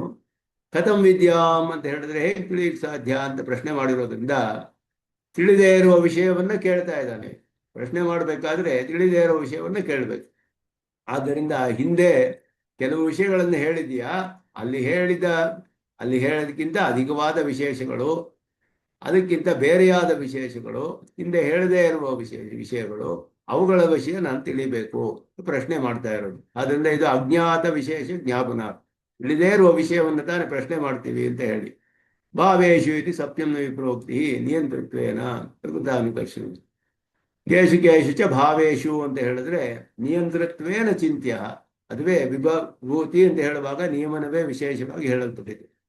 ಯಾವುಗಳನ್ನೆಲ್ಲ ಹೇಗೆ ನಿಯಮನ ಮಾಡ್ತೀಯಾ ಅನ್ನೋ ನಿಯಂತಾದ ನಿನ್ನನ್ನು ನಾನು ಧ್ಯಾನ ಮಾಡಬೇಕು. ಹೇಗೆಲ್ಲ ನಿಯಮನ ಮಾಡ್ತೀಯ, ಯಾವ ವಿಷಯಗಳಲ್ಲಿ ನಿಯಮನ ಮಾಡ್ತೀಯ, ಆ ನಿಯಮನ ಮಾಡುವಂತಹ ನಿನ್ನನ್ನ ನಾನು ಅನಿಯಮನ ಶಕ್ತಿಯುಕ್ತನಾದ ನಿನ್ನನ್ನು ತಿಳಿಬೇಕು. ನಿಯಂತೃತ್ವ ಅನ್ನೋದೇ ಇಲ್ಲಿ ಪ್ರಧಾನವಾಗಿ ಹೇಳಲ್ಪಡುತ್ತೆ. ಪರಮಾತ್ಮನ ಎಲ್ಲವನ್ನು ಹೇಗೆ ಅಂತರ್ಯಾಮಿಯಾಗಿ ನಿಯಮನ ಮಾಡ್ತಾನೆ, ಅದರ ಒಂದು ವಿಷಯ ಭಕ್ತಿಯೋಗದಲ್ಲಿ ಹೇಳಲ್ಪಡುತ್ತೆ. ಆದ್ದರಿಂದ ನೀನು ಅದನ್ನು ನನಗೆ ವಿಸ್ತಾರವಾಗಿ ತಿಳಿಸ್ಬೇಕು. ಅಂದ್ರೆ ವಿಸ್ತರೇಣ ಆತ್ಮನೋ ಯೋಗಂ ವಿಭೂತಿಂಚ ಜನಾರ್ದನ ಭೂಯಕ್ಕತೆ ತೃಪ್ತಿರ್ಹಿ ಶೃಣ್ವತೋ ನಾಸ್ತಿ ಮೇ ಅಮೃತಂ. ವಿಸ್ತಾರವಾಗಿ ಹೇಳು ನನಗೆ. ವಿಸ್ತರೇಣ ಅನ್ನೋದು ಶಬ್ದಗಳ ವಿಸ್ತಾರಕ್ಕೆ ವಿಸ್ತಾರ ಅಂತ ಹೇಳ್ತೀವಿ. ಪದಾರ್ಥಗಳಿಗೆ ಎರಡು ವಿಷಯದಲ್ಲೂ ಆ ಶಬ್ದಗಳು ಉಪಯೋಗಿಸಲ್ಪಡುತ್ತೆ. ಆತ್ಮನಃ ಯೋಗಂ ವಿಭೂತಿಂಚ ಜನಾರ್ದನ. ನಿನ್ನ ಗುಣಗಳನ್ನು, ವಿಭೂತಿಗಳನ್ನು ಎಲ್ಲವನ್ನು ನನಗೆ ತಿಳಿಸ್ಬೇಕು. ಜನಾರ್ದನ ಅನ್ನುವ ಶಬ್ದ ಪರಮಾತ್ಮನಿಗೆ ಸಂಬೋಧನೆ. ಭೂಯ ಕಥೆಯ, ಮತ್ತೆ ಮತ್ತೆ ಹೇಳು. ಎಷ್ಟು ಕೇಳಿದ್ರೂ ನಮಗೆ ತೃಪ್ತಿ ಇಲ್ಲ. ತೃಪ್ತಿರ್ಹಿ ಶೃಣ್ವತಃ ನಾಸ್ತಿ ಮೇ ಅಮೃತಂ. ಇದು ಅಮೃತಮಯವಾಗಿದೆ. ಅಮೃತವನ್ನು ಪಾನ ಮಾಡಿದ ಹಾಗಿದೆ ನನಗೆ. ನಾನು ಶ್ರವಣ ಕಿವಿಯಿಂದ ಅಮೃತವನ್ನು ಪಾನ ಮಾಡ್ತಾ ಇದ್ದೇನೆ. ಎಷ್ಟು ಕೇಳಿದ್ರೂ ನನಗೆ ತೃಪ್ತಿ ಇಲ್ಲ ಇದು. ಅಂದ್ರಿಂದ ಅದಕ್ಕೆ ಅದನ್ನ ಇಲ್ಲಿ ಪರಮಾತ್ಮನ ಅದನ್ನ ನೀನೇ ಹೇಳಕ್ಕೆ ಸಾಧ್ಯ. ಇದನ್ನ ಅಹಂ ಸರ್ವಸ್ಯ ಪ್ರಭವ ಮತ್ತಃ ಸರ್ವಂ ಪ್ರವರ್ತತೆ ಇದು ಸಂಕ್ಷೇಪೇಣ ಉಕ್ತಂ ತವ ಸೃಷ್ಟಿತ್ವಾದಿ ಯೋಗಂ. ಯೋಗ ಅಂದ್ರೆ ಇಲ್ಲಿ ಈಗ ಹೇಳ್ತಾರೆ ಯಾವ ಒಂದು ಅವನ ಅಸಾಧಾರಣವಾದ ಧರ್ಮಗಳು, ಜಗತ್ಕಾರಣ, ಸೃಷ್ಟಿ, ಸ್ಥಿತಿ, ಲಯಗಳನ್ನೆಲ್ಲ ನಾನೇ ಮಾಡುವುದು. ಅಹಂ ಸರ್ವಸ್ಯ ಪ್ರಭವ ಮತ್ತಃ ಸರ್ವಂ ಪ್ರವರ್ತತೆ. ಎಲ್ಲದರ ಸೃಷ್ಟಿ ಪ್ರವೃತ್ತಿಗಳೆಲ್ಲ ನನ್ನಿಂದಲೇ ಮಾಡಲ್ಪಡುತ್ತೆ ಅಂತ ಹೇಳಿದೆಯಲ್ಲ, ಆ ಸೃಷ್ಟತ್ವ ಮೊದಲಾದವುಗಳ ಯೋಗ. ಮತ್ತೆ ವಿಭೂತಿ ನಿಯಮನಂಚ. ವಿಭೂತಿ ಅಂದ್ರೆ ನಿಯಮನವು. ಭೂಯ ವಿಸ್ತರೇಣ ಕಥೆಯ. ಹೇಗೆ ನೀನು ವ್ಯಾಪಿಸಿ ನಿಯಮನ ಮಾಡ್ತೀಯಲ್ಲ, ಆ ವಿಷಯದಲ್ಲಿ ನಾನು ತಿಳಿಯಬೇಕು. ತ್ವಯಾ ಉಚ್ಯಮಾನಂ ತ್ವನ್ಮಾಹಾತ್ಮ್ಯ ಅಮೃತಂ ಶೃಣ್ವತಃ ಮೇ ತೃಪ್ತಿ ನಾಸ್ತಿ. ನಿನ್ನ ಮಾಹಾತ್ಮ್ಯವು ಅಮೃತದಂತೆ ಇದೆ. ಎಷ್ಟು ಕೇಳಿದ್ರು ನನಗೆ ನಿನ್ನಿಂದಲೇ ಹೇಳಲ್ಪಡುವುದು. ಅದುವೇ ಇಲ್ಲಿ ವಿಶೇಷ. ನಾವು ಹೋಗಿ ಬೇರೆ ಆಚಾರ್ಯರನ್ನ ಆಶ್ರಯಿಸಿ ಉಪಾಸಿನ ವಿಷಯವನ್ನು ಉಪದೇಶ ಮಾಡಿ ಅಂತ ಕೇಳೋದಕ್ಕೂ, ಉಪಾಸ್ಯನನ್ನೇ ನೇರವಾಗಿ ಕೇಳೋದಕ್ಕೂ ಬಹಳ ವ್ಯತ್ಯಾಸವಿದೆ. ಉಪಾಸ್ಯನಾದ ಪರಮಾತ್ಮನೇ ನೇರವಾಗಿ ನಿನ್ನ ವಿಷಯವನ್ನು ನೀನೇ ಹೇಳು ಅಂತ ಕೇಳ್ತಾ ಇದ್ದಾನೆ. ಆದ್ದರಿಂದ ತ್ವಯಾ ಉಚ್ಯಮಾನಂ, ನಿನ್ನಿಂದಲೇ ಹೇಳಲ್ಪಡುವಂತಹದ್ದು. ನಿನ್ನ ಮಹಾತ್ಮೆ ಅನ್ನುವ ಈ ಅಮೃತವನ್ನ ಎಷ್ಟು ಕೇಳಿದ್ರು ನನಗೆ ಆಗ್ತಾ ಇಲ್ಲ. ನನಗೆ ಇದು ನಿನಗೂ ತಿಳಿದಿರೋ ವಿಷಯವೇ. ಮಮ ಅತೃಪ್ತಿ ತ್ವಯೈವ ವಿದಿತ, ನಿನಗೆ ಗೊತ್ತಿರೋ ವಿಷಯವೇ ಇದು. ಎಲ್ಲರಿಗೂ ನೀನು ಎಲ್ಲರ ಮನಸ್ಸಿನಲ್ಲೂ ಇದೆಯಾ, ನಿನಗೆ ತಿಳಿದಿಲ್ವೇ ನನಗೆ ಅತೃಪ್ತಿ ಆಗಿರೋದು? ನಿನಗೂ ತಿಳಿದಿರುವ ವಿಷಯವೇ, ಆದ್ದರಿಂದ ವಿಸ್ತಾರವಾಗಿ ಹೇಳು. ಪ್ರತಿಕೂಲ ಜನಾನ ಅಲ್ಲಿ ಜನಾರ್ದನಾಗಿ ಎರಡು ಅರ್ಥಗಳನ್ನು ಹೇಳ್ತಾರೆ. ಅರ್ಧ ಅನ್ನುವ ಧಾತುವಿಂದ ಬಂದಿರೋದು ಜನಾರ್ದನ. ಅರ್ಧ ಹೇಳಿದ್ರೆ ಅರ್ಧ ಯಾಚನಾಯಾಮ್, ಅರ್ಧ ಹಿಂಸಾಯಾಮ್ ಅಂತ ಎರಡು ಅರ್ಥಗಳಲ್ಲಿ ಬರುತ್ತೆ. ಯಾಚನೆ, ಹಿಂಸೆ ಮೊದಲಾದ ಅರ್ಥಗಳಲ್ಲಿ ಬರುತ್ತೆ ಅರ್ಧ ಅನ್ನುವ ಧಾತು. ಜನಾರ್ದನ ಅಂತ ಹೇಳಿದ್ರೆ ಅದಕ್ಕೆ ಎರಡು ಅರ್ಥವನ್ನು ಹೇಳ್ತಾರೆ. ಪ್ರತಿಕೂಲ ಜನಾನಾಂ ನರಕಾದಿ ಗಮಯಿತೃತ್ವಾತ್, ನರಕ ಮೊದಲೊಳಗೆ ಕಳಿಸ್ತಾನೆ ಪ್ರತಿಕೂಲರನ್ನ. ಆದ್ದರಿಂದ ಅರ್ಥ್ಯತೆ, ಜನಗಳನ್ನೆಲ್ಲ ಅರ್ಧನ ಮಾಡುವವನು. ಅರ್ಧ ಹಿಂಸೆಯಲ್ಲಿ ಹಿಂಸಾರ್ಥ. ಅನುಕೂಲ ಜನೈ ಸ್ವಾಭಿಲಷಿತಂ ಯಾಚ್ಯಮಾನತ್ವ ಅಥವಾ ಯಾಜ್ಞಾಯಾಮ್ ಅಂತ. ಅರ್ಧ ಯಾಜ್ಞಾಯಾಮ್, ಯಾಚನೆ ಮಾಡುವ ಅರ್ಥದಲ್ಲಿಯೂ ಬರುತ್ತೆ. ಅನುಕೂಲರಾದವರು ತಮಗೆ ಬೇಕಾದ ಫಲಗಳನ್ನೆಲ್ಲ ಅವನ್ನ ಯಾಚನೆ ಮಾಡಿ ಪ್ರಾರ್ಥನೆ ಮಾಡಿ ಪಡೆದುಕೊಳ್ತಾರೆ. ಆದ್ದರಿಂದಲೂ ಅವನು ಜನಾರ್ದನ ಅಂತ ಹೇಳುತ್ತಾರೆ. ಪ್ರತಿಕೂಲರಾದವ್ರನ್ನೆಲ್ಲ ನರಕಾದಿಗಳಿಗೆ ಕಳಿಸಿ ಶಿಕ್ಷೆ ಕೊಡಿಸ್ತಾನೆ. ಅದರಿಂದಲೂ ಅವನು ಜನಾರ್ದನ ಅಂತ ಹೇಳಲ್ಪಡ್ತಾನೆ. ಎರಡು ಅರ್ಥದಲ್ಲಿಯೂ ಬರುತ್ತೆ ಇಲ್ಲಿ. ವಿಸ್ತರ ಬುಭುತ್ಸಾ ಹೇತು ಜ್ಞಾಪನಾರ್ಥಂ ಯೋಗ ಶಬ್ದ ವಿವಕ್ಷಿತ ವ್ಯಕ್ತಿಯರ್ಥಂ ಚ ಭೂಯಃ ಇತಿ ಅಹಂ ಸರ್ವಸ್ಯ. ಯೋಗ ಅನ್ನುವ ಶಬ್ದದಿಂದ ಆತ್ಮನೋ ಯೋಗಂ ಅಂತ ಹೇಳಿರುವಾಗ ಅದನ್ನ ಸ್ಪಷ್ಟವಾಗಿ ತಿಳಿಸೋದಕ್ಕೋಸ್ಕರ ಭೂಯಃ ಅನ್ನುವ ಅರ್ಥ. ಭೂಯಃ ಕಥೆಯ ಅಂತ ಹೇಳಿದ್ರೆ ಹಿಂದೆ ನೀನು ಸಂಕ್ಷೇಪವಾಗಿ ಹೇಳಿದ್ದೆ ಅಷ್ಟೇ. ಹಂ ಸರ್ವಸ್ಯ ಪ್ರಭಾಹ ಮತ್ತು ಸರ್ವಂ ಪ್ರವರ್ತತೆ, ಅದನ್ನು ಸಂಕ್ಷೇಪವಾಗಿ ಹೇಳಿದ್ದೆ. ಈಗ ನಾನು ವಿಸ್ತಾರವಾಗಿ ಕೇಳಬೇಕದನ್ನು. ಅಮೃತ ಶಬ್ದ ಅತ್ರ ಅತೃಪ್ತಿ ಸಮಭಿವ್ಯಾಹಾರ ಮಹಾತ್ಮ್ಯ ಭೋಗ್ಯತ್ವ ಪರ. ಒಂದು ವಿಶೇಷವಾದ ಅರ್ಥ ಸ್ವಾಮಿ ದೇಶಕ್ಕೆ ತೋರಿಸ್ತಾರೆ. ಅಮೃತ ಅಂತ ಹೇಗೆ ಹೇಳಕ್ ಸಾಧ್ಯ? ಮಹಾತ್ಮ್ಯಾಮೃತಂ ಅಂತ ಹೇಳಿದ್ರೆ ನಿನ್ನ ಮಹಾತ್ಮೆಯು ಅಮೃತದಂತೆ ಭೋಗ್ಯವಾಗಿದೆ ಅಂತ ಅರ್ಥ. ಅಮೃತವನ್ನು ಪಾನ ಮಾಡುವುದು ಭೋಗ್ಯವಾಗಿದೆ ಅನ್ನುವ ದೃಷ್ಟಿಯಿಂದಲೇ ಅಮೃತವು ಬಹಳ ಭೋಗ್ಯವಾಗಿದೆ ಅಂತ ಹೇಳಿ. ನಿನ್ನ ಮಹಾತ್ಮೆಯು ಹಾಗೆಯೇ ಬಹಳ ಭೋಗ್ಯವಾಗಿದೆ. ನಿನ್ನ ಭಕ್ತಿಯೋಗಿಗೆ ಭಕ್ತಿಯೋಗ ಮಾಡುವಾಗ ಆ ಭಕ್ತಿಯೋಗವೇ ಅತ್ಯಂತ ಸುಖವಾಗಿದೆ, ಅತ್ಯಂತ ಆನಂದದಾಯಕವಾಗಿದೆ ಅಂತ ಹೇಳಿ. ಹಾಗೆ ಸುಸುಖಂ ಕರ್ತುಮವ್ಯಯಂ ಅಂತ ಹೇಳಿದಾಗೆ ರಾಜವಿದ್ಯಾ ರಾಜಗುಹ್ಯಂ ಅಂತ ಹೇಳಿ ಸುಸುಖಂ ಕರ್ತುಮವ್ಯಯಂ, ಬಹಳ ಆನಂದದಾಯಕವಾಗಿರುತ್ತೆ, ಬಹಳ ಸಂತೋಷಕರವಾಗಿರುತ್ತೆ ಭಕ್ತಿಯೋಗವೇ. ಧ್ಯಾನ ಮಾಡುವುದೇ ಅವನ ಮಹಾತ್ಮೆಯೇ ಅಮೃತದಂತೆ ಭೋಗ್ಯವಾಗಿದೆ ಎನ್ನುವ ಅರ್ಥ. ಭೋಗ್ಯತಮತ್ವಾಯ ಉಕ್ತಂ ತ್ವಯಾ ಉಚ್ಯಮಾನ್. ಆ ಭೋಗ್ಯವಾಗಿರುವುದು ಕೂಡ ಇನ್ನು ಭೋಗ್ಯತಮವಾಗಬೇಕಾದ್ರೆ ನೇರವಾಗಿ ಉಪಾಸನಾದ ಪರಮಾತ್ಮನೇ ಹೇಳಿದ್ರೆ ಇನ್ನು ಭೋಗ್ಯತಮ ಆಗುತ್ತೆ. ತನ್ನ ಮಹಾತ್ಮೆಯನ್ನು ಅವನು ಇನ್ನೊಬ್ಬರ ಬಾಯಿಂದ ಕೇಳಕ್ಕಿಂತ ಅವನೇ ನೇರವಾಗಿ ಹೇಳಿಬಿಟ್ರೆ ಹೇಗಿರುತ್ತೆ? ಉಪಾಸನಾದ ವಿಷಯವೇ ನೇರವಾಗಿ ಹೇಳ್ತಾ ಇದ್ದಾನೆ. ಉಪಾಸನೆ ನೇರವಾಗಿ ಭೋಗ್ಯತಮವಾಗಿದೆ ಅದು ಅಂತ ಹೇಳಿ. ಆದ್ದರಿಂದ ತ್ವಯಾ ಉಚ್ಯಮಾನಂ ಅಂತ ಹೇಳಿ. ತ್ವಯಾ ಉಚ್ಯಮಾನಂ ತ್ವ ಮಹಾತ್ಮ್ಯಾಮೃತಂ ಶೃಣ್ವತಃ ತ್ವನ್ಮುಖಚಂದ್ರ ನಿಸೃತಂ ಇತಿ ಭಾವ. ನಿನ್ನ ಮುಖಚಂದ್ರದಿಂದ ನಮಗೆ ಬಂದಿರುವಂತಹದ್ದು ಪ್ರವಹಿಸ್ತಾ ಇದೆ, ಅದರಿಂದ ಹೇಳ್ತಾರೆ. ಹಿ ಶಬ್ದ ಅಭಿಪ್ರಾಯ ವಿವೃಣೋಕ್ತಿ ಮಮ. ಇಲ್ಲಿ ಹೇಳುವಾಗ ತೃಪ್ತಿ ಹಿ ಶೃಣ್ವತಃ ಭೂಯ ಕಥೆಯ ತೃಪ್ತಿ ಹಿ ಶೃಣ್ವತಃ ನಾಸ್ತಿ ಮೇ ಅಮೃತಂ. ತೃಪ್ತಿ ನಾಸ್ತಿ ತೃಪ್ತಿ ನಾಸ್ತಿ ಅಂತ ಹೇಳಿದ್ರೆ ಹಿ ಅನ್ನೋದು ಏನರ್ಥ ಅಂತ ಹೇಳಿದ್ರೆ ನಿನಗೆ ತಿಳಿದೇ ಇದೆ ತಾನೆ. ನಿನಗೆ ತಿಳಿದೇ ಇರೋದು ಯಾವ ವಿಷಯ ಇಲ್ವಲ್ಲ. ನನಗೆ ಅತೃಪ್ತಿ ಇದೆ ಅಂತ ನಿನಗೆ ತಿಳಿದೇ ಇದೆ ಅಂತ ಅರ್ಥ. ಹಿ ಅನ್ನೋದಕ್ಕೆ ಅಹಿ ಅನ್ನುವ ಶಬ್ದಕ್ಕೆ ಅರ್ಥವಿದೆ ಅಂತ. ಮಮ ಅತೃಪ್ತಿ ತ್ವಯೈವ ವಿದಿತ ಅಂತ ಅರ್ಥವನ್ನು ಮಾಡ್ತಾರೆ. ಭೂಯಃ ಕಥೆಯ ತೃಪ್ತಿ ಶೃಣ್ವತಃ ನಾಸ್ತಿ ಮೇ. ಭೋಗ್ಯವಾದದ್ದು ನಿನ್ನಿಂದಲೇ ಕೇಳಲ್ಪಟ್ಟದ್ರಿಂದ ಇನ್ನೂ ಭೋಗ್ಯತಮವಾಗಿದೆ. ಅದನ್ನ ನನಗೆ ವಿಸ್ತಾರವಾಗಿ ತಿಳಿಸ್ಬೇಕು. ಹಿಂದೆ ಸಂಕ್ಷೇಪವಾಗಿ ಹೇಳಿದ್ದೆ, ವಿಸ್ತಾರವಾಗಿ ಹೇಳು. ಎಷ್ಟು ಕೇಳಿದ್ರು ನನಗೆ ತೃಪ್ತಿ ಆಗ್ತಾ ಇಲ್ಲ ಅಂತ ಹೇಳುವ ಶ್ಲೋಕ ಇದು. ಶ್ರೀ ಭಗವಾನ್ ವಾಚಿ. ಈಗ ಭಗವಂತನು ಆರಂಭಿಸ್ತಾನೆ ಹೇಳೋದಕ್ಕೆ ತನ್ನ ವಿಭೂತಿ ಯೋಗದ ವಿಷಯವನ್ನೆಲ್ಲ.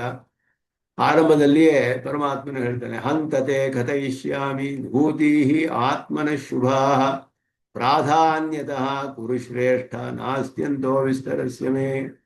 ಕೊನೆಯೇ ಇಲ್ಲಪ್ಪ ಇದಕ್ಕೆ. ನೀನು ಕೇಳ್ತಾ ಇದೆಯಲ್ಲ, ಪೂರ್ತಿ ಹೇಳು. ಅಶೇಷೇಣ ವಕ್ತುಮರ್ಹಸಿ ಅಂದ್ರೆ ಹೇಳ್ತೀಯಲ್ಲ, ಏನು ನನ್ನ ಒಂದು ಕಲ್ಯಾಣಕರವಾದ ವಿಭೂತಿಗಳೊಂದಿಲ್ಲ, ಹೇಳ್ತೀನಿ ನಿನಗೆ. ಆದರೆ ಪ್ರಾಧಾನ್ಯತಃ ಕುರು ಶ್ರೇಷ್ಠ. ಅಲ್ಲಿ ಬಹಳ ಉತ್ಕೃಷ್ಟವಾದ ವಿಷಯಗಳನ್ನು ಮಾತ್ರ ಹೇಳ್ತೀನಿ. ಮೊದಲು ಉತ್ಕೃಷ್ಟವಾದ ವಿಷಯಗಳನ್ನೇ ಹೇಳ್ತೇನೆ. ಯಾಕೆ ಅಂದರೆ ಇದಕ್ಕೆ ಅಂತವೇ ಇಲ್ಲ, ಕೊನೆಯೇ ಇಲ್ಲ. ಇದಕ್ಕೆ ಎಷ್ಟು ವಿಸ್ತಾರ ಮಾಡಿದ್ರೂ ಕೊನೆ ಇಲ್ಲ. ಪರಮಾತ್ಮನಿಂದಲೂ ಅದನ್ನು ಪೂರ್ತಿ ಹೇಳಕ್ಕಾಗೋದಿಲ್ಲ. ಯಾಕೆಂದ್ರೆ ಅನಂತವಾದದನ್ನು ಅನಂತ ಅಂತ ತಿಳಿದಿರೋದೇ ಸರ್ವಜ್ಞತ್ವ. ಅನಂತವಾದಿರೋ ವಿಷಯನ ನಾನು ತಿಳಿದಿದೆ ಅಂತ ಅಂತ ಹೇಳಿದ್ರೆ ಭ್ರಮೆ ಅಂತ ಹೇಳ್ತಾರೆ ಅಂತ ಕೂರತಾಳ್ವಾನ್ ಹೇಳ್ತಾರೆ ಶ್ರೀಸ್ತವದಲ್ಲಿ. ಆದ್ದರಿಂದ ಅನಂತವಾಗಿರೋ ವಿಷಯವನ್ನ ಅನಂತ ಅಂತಲೇ ತಿಳಿಬೇಕು. ಇನ್ನ ಕಲ್ಯಾಣ ಗುಣಗಳು ಅನಂತವಾಗಿದೆ, ವಿಭೂತಿಯು ಅನಂತವಾಗಿದೆ, ಪೂರ್ಣವಾಗಿ ಹೇಳಕ್ ಸಾಧ್ಯವಿಲ್ಲ. ಅದನ್ನ ಪ್ರಧಾನವಾದದ್ದು ಅಂದ್ರೆ ಉತ್ಕೃಷ್ಟವಾದ ವಿಷಯಗಳನ್ನ ಮೊದಲು ಹೇಳ್ತೇನೆ ನೀನು. ಹೇ ಕುರುಶ್ರೇಷ್ಠ, ಮದೀಯಾ ಕಲ್ಯಾಣೀರ್ವಿಭೂತಿ, ಕಲ್ಯಾಣೀ ವಿಭೂತಿ, ಕಲ್ಯಾಣಕರವಾದ ವಿಭೂತಿಗಳನ್ನ ಪ್ರಾಧಾನ್ಯತಃ ತೇ ಕಥಯಿಷ್ಯಾಮಿ. ಪ್ರಧಾನವಾದದ್ದು ಅಂದ್ರೆ ಉತ್ಕೃಷ್ಟವಾದದ್ದು ಅಂತ ಅರ್ಥವನ್ನು ಮಾಡ್ತಾರೆ. ಪ್ರಾಧಾನ್ಯ ಶಬ್ದೇನ ಉತ್ಕರ್ಷ ವಿವಕ್ಷಿತ. ಉತ್ಕರ್ಷ ಉತ್ಕೃಷ್ಟವಾದ ಪದಾರ್ಥಗಳು, ಅತ್ಯಂತ ಶ್ರೇಷ್ಠವಾದದ್ದು ವಿಷಯಗಳನ್ನು ಮೊದಲು ತಿಳಿಸ್ತೇನೆ. ಹೆಚ್ಚು ಅದಕ್ಕೆ ಬೆಲೆ ಇರುವಂತಹ, ಹೆಚ್ಚು ಉತ್ಕರ್ಷ ಯಾವುದಕ್ಕಿದೆಯೋ ಅದನ್ನು ಮೊದಲು ತಿಳಿಸ್ತೇನೆ ನಿನಗೆ. ಪುರೋಧಸಾಂಚ ಮುಖ್ಯಮ್ಮ ವಿಧಿ ವಕ್ಷ್ಯತೆ ಎಲ್ಲ, ಅದೆಲ್ಲ ಈ ರೀತಿ ಮುಂದೆ ಹೇಳಲ್ಪಡುತ್ತೆ. ಎಲ್ಲ ಬ್ರಹ್ಮರುಗಳಲ್ಲಿಯೂ ನಾನೇ ಪ್ರಧಾನನಾದವನು ಅಂತ ಹೇಳುವ ಹಾಗೆ. ಜಗತ್ಯುತ್ಕೃಷ್ಟ ಕಾಶ್ಚನ ವಿಭೂತಿ ವಕ್ಷ್ಯಾಮಿ. ಜಗತ್ತಿನಲ್ಲಿ ಅತ್ಯಂತ ಉತ್ಕೃಷ್ಟವಾದ ಕೆಲವು ವಿಭೂತಿಗಳನ್ನ ನಿನಗೆ ತಿಳಿಸ್ತೀನಿ. ವಿಸ್ತರೇಣ ವಕ್ತುಂ ಶ್ರೋತುಂ ಚ ನ ಶಕ್ಯತೆ ತಾಸಾಂ ಅನಂತ್ಯಾತ್. ಅನಂತವಾದ್ದರಿಂದ ಹೇಳಕ್ಕೂ ಸಾಧ್ಯವಿಲ್ಲ, ಕೇಳೋದಕ್ಕೂ ಸಾಧ್ಯವಿಲ್ಲ. ವಿಸ್ತಾರವಾಗಿ ವಿಭೂತಿ ಅಂದ್ರೆ ಮತ್ತೆ ಇಲ್ಲಿ ಸ್ಪಷ್ಟಪಡಿಸ್ತಾರೆ. ನಿಯಾಮ್ಯತ್ವಂ, ಹೇಗೆ ನಿಯಮನ ಮಾಡ್ತಾನೆ. ಸರ್ವೇಷಾಂ ಭೂತಾನಾಂ ಬುದ್ಧ್ಯಾದಯ ಪೃಥಗ್ವಿಧಾ ಭಾವಾಹ ಮತ್ತಯೇವ ಭವಂತಿ ಇತಿ ಉಕ್ತ್ವಾ. ಎಲ್ಲಾ ಪದಾರ್ಥಗಳ ಮತ್ತಯೇವ ಭವಂತಿ ಭಾವ ಭೂತಾನಾಂ ಮತ್ತಯೇವ ಪೃಥಗ್ವಿಧಾಹ ಅಂತ ಹಿಂದೆ ಶ್ಲೋಕದಲ್ಲಿ ಬಂತು. ಭವಂತಿ ಭಾವಾಹ ಭೂತಾನಾಂ ಮತ್ತಯೇವ ಪೃಥಗ್ವಿಧಾಹ. ಅವರ ಎಲ್ಲಾ ಭಾವನೆಗಳು ಎಲ್ಲವನ್ನು ಕೂಡ ನಾನೇ ನಿಯಮನ ಮಾಡ್ತೇನೆ. ಭಾವನೆಗಳನ್ನು ಕೂಡ, ಪದಾರ್ಥಗಳನ್ನು, ಅವರ ಭಾವನೆಗಳನ್ನು ಎಲ್ಲವನ್ನು ನಿಯಮನ ಮಾಡ್ತೀನಿ ಅಂತ ಹಿಂದೆ ಹೇಳಲ್ಪಟ್ಟಿತು. ಏತಾಂ ವಿಭೂತಿಂ ಯೋಗಂಚ ಮಮಯೋ ವೇತ್ತಿ ತತ್ವತಃ. ಯಾರು ಇದನ್ನು ನನ್ನ ಹೇಗೆ ಇದೆಯೋ ಹಾಗೆ ತಿಳಿದಾರೋ ಅಂತ ಹೇಳಿದಾಗ ಇತಿ ಪ್ರತಿಪಾದನಾ. ಈ ರೀತಿ ಹೇಳ್ತಿದ್ರಿಂದ ನಿಯಾಮ್ಯತ್ವವೇ ಎಂದು ಹೇಳ್ತಲ್ಪಡ್ತು. ವಿಭೂತಿಂ ಯೋಗಂಚ ಅಂತ ಹೇಳಿದಾಗ ಮತ್ತೆ ಏವ ಭಾವಾಹ ಭವಂತಿ, ನನ್ನಿಂದಲೇ ಅಂದ್ರೆ ನನ್ನ ನಿಯಮನದಲ್ಲಿಯೇ ಅಂತ ಅರ್ಥ. ಅಂದ್ರೆ ಇಲ್ಲಿ ನಿಯಮನವೇ ಅನ್ನುವ ಅರ್ಥ. ಇಲ್ಲಿ ವಿಭೂತಿತ್ವಂ ಅಂದ್ರೆ ನಿಯಾಮ್ಯತ್ವಂ ಅಂತ ಹೇಳಿ ಅರ್ಥ. ತಥಾ ತತ್ರ ಯೋಗ ಶಬ್ದ ನಿರ್ದಿಷ್ಟಂ ಸೃಷ್ಟೃತ್ವಾದಿಕಂ. ಇಲ್ಲಿ ಭಾಷಿಕಾರರು ಜಾಗರೂಕವಾಗಿ ಶಬ್ದಗಳಿಗೆ ವ್ಯಾಖ್ಯಾನ ಮಾಡ್ತಾರೆ. ಆದಿ ಅನ್ನುವ ಶಬ್ದದಲ್ಲಿ ಬೇಕಾದಷ್ಟು ಅರ್ಥವಿದೆ. ಯೋಗ ಶಬ್ದ ಸೃಷ್ಟೃತ್ವ ಆದಿ ಆದಿಕಂ ಅಂತ ಹೇಳಿದ್ರು. ಆದಿ ಎನ್ನುವ ಶಬ್ದದಲ್ಲಿ ವಿಶೇಷವಾದ ಅರ್ಥವಿದೆ ಅಂತ ಸ್ವಾಮಿ ದೇಶಿಕನ್ ತೋರಿಸ್ತಾರೆ. ಹಿಂದೆ ಹೇಳಿದಕ್ಕೂ ಇಲ್ಲದಕ್ಕೂ ಯಾವ ವಿರೋಧವೂ ಇಲ್ಲ ಅಂತ ಹೇಳಿ. ಯೋಗ ಶಬ್ದದಿಂದ ಹೇಳಲ್ಪಟ್ಟ ಸೃಷ್ಟಿ ಸ್ಥಿತಿ ಲಯಗಳು ಮೊದಲಾದದೆಲ್ಲ ಹೇಳಲ್ಪಟ್ಟಿತು. ವಿಭೂತಿ ಶಬ್ದ ನಿರ್ದಿಷ್ಟಂ ತತ್ ಪ್ರವರ್ತ್ಯತ್ವಂ ಇತಿ ಉಕ್ತಂ. ಹಿಂದೆ ಹೇಳಿದಾಗ ಯೋಗ ಶಬ್ದದಿಂದ ಸೃಷ್ಟತ್ವ ಮೊದಲಾದ ಹೇಳಲ್ಪಟ್ಟಿತು. ವಿಭೂತಿ ಶಬ್ದದಿಂದ ಅದನ್ನೆಲ್ಲ ಪ್ರವರ್ತನೆ ಮಾಡುವುದು ಅನ್ನೋದು ಹೇಳಲ್ಪಟ್ಟಿತು. ಅಲ್ಲಿಯೂ ಕೂಡ ಇಲ್ಲಿಯೂ ವಿಭೂತಿ ಶಬ್ದ ನಿರ್ದಿಷ್ಟಂ ಪ್ರವರ್ತ್ಯಂ. ಪುನಶ್ಚ ಅಹಂ ಸರ್ವಸ್ಯ ಪ್ರಭವ ಮತ್ತ ಸರ್ವಂ ಪ್ರವರ್ತತೆ ಇತಿ ಮತ್ವಾ ಭಜಂತೆ ಮಾಂ ಬುಧಾ ಭಾವಸಮಿತಾ. ನನ್ನಿಂದಲೇ ಎಲ್ಲವೂ ಸೃಷ್ಟಿ ಆಗ್ತಾರೆ, ನನ್ನಿಂದ ಅಂದ್ರೆ ಎಲ್ಲರೂ ಪ್ರವೃತ್ತಿಯೂ ಉಂಟಾಗುತ್ತೆ. ಈಗ ತಿಳಿದುಕೊಂಡೇ ಎಲ್ಲರೂ ನನ್ನನ್ನ ಭಕ್ತಿಯೋಗದಿಂದ ಧ್ಯಾನ ಮಾಡ್ತಾರೆ, ನನ್ನನ್ನ ಪ್ರೀತಿಯಿಂದ ಅಂತ ಹೇಳಲ್ಪಟ್ಟಿತು. ಅದರಿಂದ ಇಲ್ಲಿ ಹೇಳುವಾಗ ವಿಭೂತಿ ಮತ್ತು ಯೋಗ ಶಬ್ದಕ್ಕೆ ನಿಯಾಮ್ಯತ್ವವು ಮತ್ತೆ ಯೋಗ ಶಬ್ದದಿಂದ ಅವನ ಎಲ್ಲ ಕಲ್ಯಾಣ ಗುಣಗಳು ಹೇಳಲ್ಪಡುತ್ತೆ. ಇಲ್ಲಿ ವಿಭೂತಿತ್ವಂ ವಿಭೂತಿ ಅಂತ ಮೊದಲು ವಿಭೂತಿಗಳನ್ನು ಹೇಳ್ತೀನಿ ಕೇಳು ಅಂತ ಹೇಳ್ತಾ ಇರೋದ್ರಿಂದ ನಿಯಾಮ್ಯತ್ವ ಅನ್ನೋದು ಅರ್ಥವನ್ನು ಹೇಳ್ತಾರೆ. ಇದರಿಂದ ಅತೃಪ್ತಿಯ ಪೃಚ್ಛಂತಂ ಅರ್ಜುನಂ ಪ್ರತಿ ಅತಿಪ್ರಸನ್ನ ಭಗವಾನ್ ತಸ್ಯ ಅಭಿಜನಾದಿ ವರ್ಣನ ಮುಖೇನ ಯೋಗ್ಯತಾಂ ದರ್ಶಯನ್ನೇ. ಹೇಳುವಾಗ ಕುರುಶ್ರೇಷ್ಠ ಅಂತ ಹೇಳಿ ಸಂಬೋಧನೆ ಮಾಡಿದ ಕೃಷ್ಣನು ಅರ್ಜುನನಿಗೆ. ಕುರುಶ್ರೇಷ್ಠ ಅಂತ ಹೇಳಿದಾಗ ಅವನ ಒಂದು ಆಭಿಜನ್ಯವನ್ನು ತಿಳಿಸುತ್ತೆ. ಒಳ್ಳೆಯ ಶ್ರೇಷ್ಠವಾದ ವಂಶದಲ್ಲಿ ನೀನು ಬಂದವನು, ಕುರು ವಂಶದಲ್ಲಿ ಬಂದವನು, ಶ್ರೇಷ್ಠವಾದ ವಂಶ. ಅಭಿಜನ ಅಂದ್ರೆ ಆಭಿಜನ್ಯ ಅಂತ ಹೇಳಿದ್ರೆ ಒಳ್ಳೆಯ ವಂಶ ಅಂತ ಅರ್ಥ. ಯಾವ ವಂಶದಲ್ಲಿ ಅವನು ಅವತ್ತೆ ಹುಟ್ಟಿದಾನೆ ಅನ್ನೋದು ಅರ್ಥ. ಆದ್ದರಿಂದ ಇಲ್ಲಿ ಬಹಳ ಪ್ರಸನ್ನನಾಗಿ ಪರಮಾತ್ಮನು ಅತೃಪ್ತಿಯಿಂದ ಕೇಳ್ತಾ ಇದ್ದಾನೆ ಅರ್ಜುನ. ನನಗೆ ಎಷ್ಟು ತಿಳಿದ್ರು ಕೇಳಿದ್ರು ಸಾಲದು ಅಂತ. ಅಂದ ನೀನು ಬಹಳ ಶ್ರೇಷ್ಠನಾದವನು, ಒಳ್ಳೆಯ ವಂಶದಲ್ಲಿ ಬಂದಿರುವಂತಹವನು, ಅದನ್ನೆಲ್ಲ ತಿಳಿಸ್ಕೊಂಡಿದ್ದ. ಅದರಿಂದ ಅವನಿಗೆ ಒಳ್ಳೆಯ ಯೋಗ್ಯತೆ ಇದೆ ಅನ್ನೋದನ್ನ ತಿಳಿಸ್ತಾನೆ. ಯೋಗ್ಯತಾಂ ದರ್ಶಯನ್ ವಿಭೂತೆ ವಿಸ್ತರೇಣ ಪ್ರತ್ಯೇಕಂ ವಕ್ತುಂ ಶ್ರೋತುಂ ಚ ಅಶಕ್ಯತ್ವಾತ್. ಒಂದೊಂದು ಕೂಡ ಎಲ್ಲವನ್ನು ಕೇಳಿಯೋ ಹೇಳಕ್ಕೂ ಸಾಧ್ಯವಿಲ್ಲ, ಕೇಳೋದಕ್ಕೂ ಸಾಧ್ಯವಿಲ್ಲ. ಕೇನಚಿತ್ ಉಪಾಧಿ ವಿಶೇಷೇಣ ಸಂಗೃಹೀತ ವಿಭೂತಿ ವಕ್ಷ್ಯಾಮಿ. ಕೆಲವು ವಿಷಯಗಳನ್ನು ತಿಳಿಸ್ತೇನೆ, ಒಂದು ಯಾವುದೋ ಕೆಲವು ಕಾರಣಗಳಿಂದ ಇರುವಂತಹದ್ದು, ಉಪಾಧಿ ವಿಶೇಷಗಳನ್ನು ಹೊಂದಿರೋದನ್ನ, ಕೆಲವನ್ನ ಪ್ರಧಾನವಾಗಿ ಉತ್ಕರ್ಷ ಹೊಂದಿರೋದ ವಿಷಯಗಳನ್ನು ತಿಳಿಸ್ತೇನೆ, ಉತ್ಕೃಷ್ಟವಾದ ವಿಷಯಗಳು. ತೇ ಅನಸೂಯುತ್ವ ಪ್ರೀಯಮಾಣತ್ವ ಅತೃಪ್ತತ್ವಾದಿ ಗುಣಪೂರ್ಣಾಯ ಇತಿ ಭಾವ ಅಂತತೇ ಕಥಯಿಷ್ಯಾಮಿ. ತೇ ಅಂತ ಹೇಳಿದಾಗ ಕುರುಶ್ರೇಷ್ಠ ಅಂದಾಗ ನಿನಗೆಲ್ಲ ಯೋಗ್ಯತೆ ಇದೆ ಎಂದು ಹೇಳಲ್ಪಟ್ಟಿದೆ. ತೇ ಅಂದ್ರೆ ನಿನಗೆ. ಅವನ ಅರ್ಜುನ ಹೇಗೆ ಅಂದ್ರೆ ಅನಸೂಯವೇ ಪ್ರೀಯಮಾಣಾಯ, ಅನಸೂಯವೇ ಅತೃಪ್ತಿ ಇರುವಂತಹ ಅವನು. ಎಲ್ಲಿ ಹೇಳಿ ಅವನು ಹೇಳ್ದ ನನಗೆ ಎಷ್ಟು ಕೇಳಿದ್ರು ತೃಪ್ತಿ ಇಲ್ಲ ಅಂತ ಹೇಳಿ. ಆದ್ದರಿಂದ ಅವನಿಗೆ ಅಸೂಯೆ ಇಲ್ಲದಿದ್ದರಿಂದ ಬಹಳ ಪ್ರೀತಿ ಇದೆ ನನ್ನ ವಿಷಯವನ್ನು ಕೇಳುವುದಕ್ಕೆ, ನಿನಗೆ ಬಹಳ ಪ್ರೀತಿ ಇದೆ, ಅದರಲ್ಲಿ ಬಹಳ ಸಂತೋಷ ಪಡ್ತೀಯ. ಮತ್ತೆ ನಿನಗೆ ತೃಪ್ತಿಯೂ ಇಲ್ಲ, ಅಷ್ಟು ಕೇಳಿದ್ರು ತೃಪ್ತಿ ಆಗೋದಿಲ್ಲ. ಎಲ್ಲ ಗುಣಗಳು ಪೂರ್ಣವಾಗಿ ಇರೋದ್ರಿಂದ ಅಂತಹ ನಿನಗೆ ನಾನು ಹೇಳ್ತೀನಿ. ಗುಣತ್ವಾದಿ ಪ್ರತಿಯೋಗಿಕ ವಿಶೇಷಿತ್ವಾದಿ ಪ್ರಾಧಾನ್ಯ ವಿವಕ್ಷಾಯಾಂ ವಕ್ಷ್ಯಮಾಣ ಸಮಸ್ತ ಉದಾಹರಣ ವ್ಯಾಪ್ತ್ಯ ಭಾವಾತ್ ಗುಣಾನಾಂಚ ಪ್ರಾಧಾನ್ಯನ ಉಪದೇಕ್ಷ್ಯಮಾಣತ್ವಾತ್ ಸಂಗ್ರಾಹಕರ್ಥ ವಿಶೇಷಣಃ ಪ್ರಾಧಾನ್ಯ ಶಬ್ದೇನ ಅಂತ ಹೇಳಿ.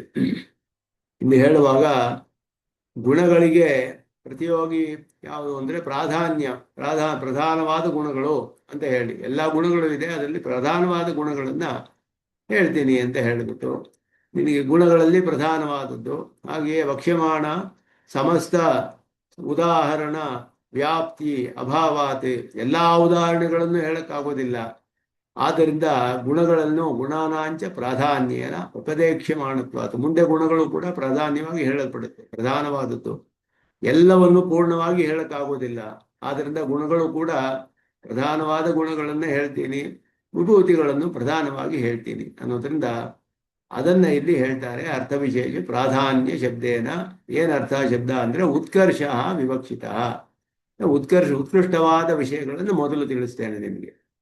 ತಸ್ಯೈವ ವಿವಕ್ಷಿತತ್ವಂ ವಕ್ಷ್ಯಮಾಣೇನ ಸಂವಾದೈತಿ ಪುರೋದಸಾಂ. ಇದನ್ನ ಇಲ್ಲಿ ಹೇಳ್ತಾರೆ, ಪುರೋದಸಾಂ ಚ ಮುಖ್ಯಂ ಮಾಂ ಅಂತ ಹೇಳಿ ಉತ್ಕೃಷ್ಟವಾದ ವಿಷಯಗಳನ್ನು ತಿಳಿಸ್ತೀನಿ ಮೊದಲು.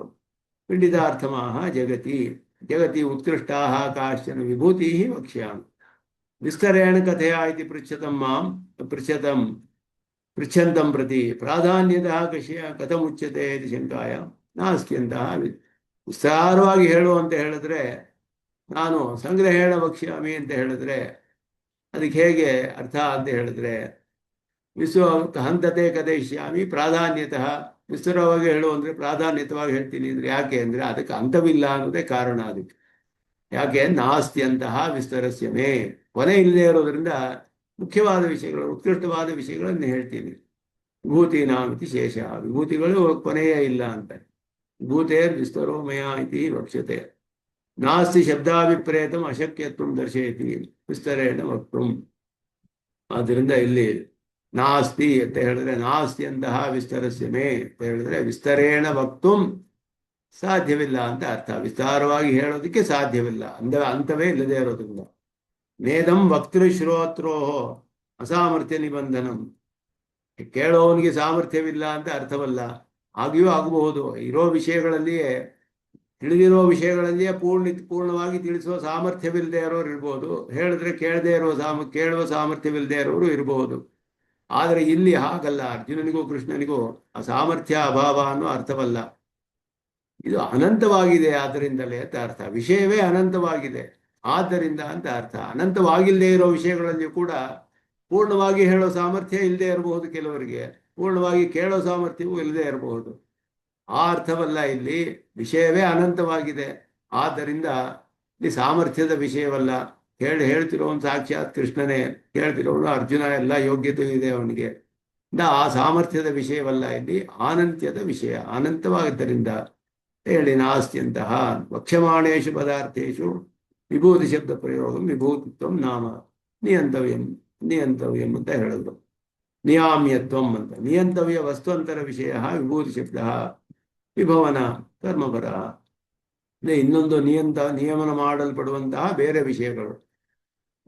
ನಿಯಂತವ್ಯ ವಸ್ತು ಅಂತರ ವಿಷಯ, ನಿಯಮನ ಮಾಡಲ್ಪಡುವ ಇನ್ನೊಂದು ವಸ್ತುವನ್ನು ವಿಷಯವಾಗಿ ಹೊಂದಿದೆ ಇದು ಅಂತ ಹೇಳಿಬಿಟ್ಟು, ಹೇಗೆ ಅವನು ನಿಯಮನ ಮಾಡ್ತಾನೆ ಅನ್ನುವ ವಿಷಯ. ವಿಭವನ ಕರ್ಮ ಅಂದ್ರೆ ನಿಯಮನ ಮಾಡುವಂತಹ ವಿಷಯ, ನಿಯಮನ ಮಾಡೋಕ್ಕೆ ವಿಷಯವಾದ ಪದಾರ್ಥ ಅಂತ ನಿಯಮಿಸುವಂತಹ ಪದಾರ್ಥಗಳು ಅಂತ ಅರ್ಥ ಇಲ್ಲಿ. ಅನ್ಯತ್ರ ಚ ಬ್ರಹ್ಮಾದಕ್ಷಾದಯ ಕಾಲ ವಿಷ್ಣು ಮನ್ವಾದಯ ಕಾಲ ರುದ್ರ ಕಾಲಾಂತಕಾದ್ಯಾಶ್ಚ ಇತ್ಯಾದಿಷು ಜನಾರ್ದನ ವಿಭೂತೆಯ ಇತಿ ನಿಯಂತವ್ಯೇಷು ವಿಭೂತಿ ಶಬ್ದೋ ದೃಷ್ಟ.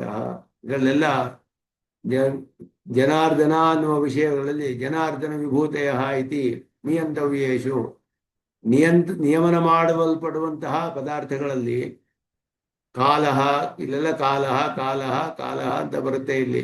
ಕಾಲಾಂತಕಾದ್ಯಾಶ್ಚ ವಿಷ್ಣು ಮನ್ವಾದಯ ಕಾಲಃ ಬ್ರಹ್ಮ ದಕ್ಷಾದಯ ಕಾಲಃ, ಇವುಗಳಲ್ಲೆಲ್ಲ ಯಾವ ಅರ್ಥ ಬರುತ್ತೆ ಅಂತ ಹೇಳಿದ್ರೆ ಜನಾರ್ದನ ವಿಭೂತೆಯ ಇತಿ ನಿಯಂತವ್ಯೇಷು, ಯಾವ್ಯಾವ ನಿಯಮನ ಮಾಡಲ್ಪಡುತ್ತೋ ಆ ವಿಷಯಗಳಲ್ಲಿ ಜನಾರ್ದನನ ವಿಭೂತಿಗಳು ಅಂತ ಹೇಳಲ್ಪಡುತ್ತೆ ಇಲ್ಲಿ.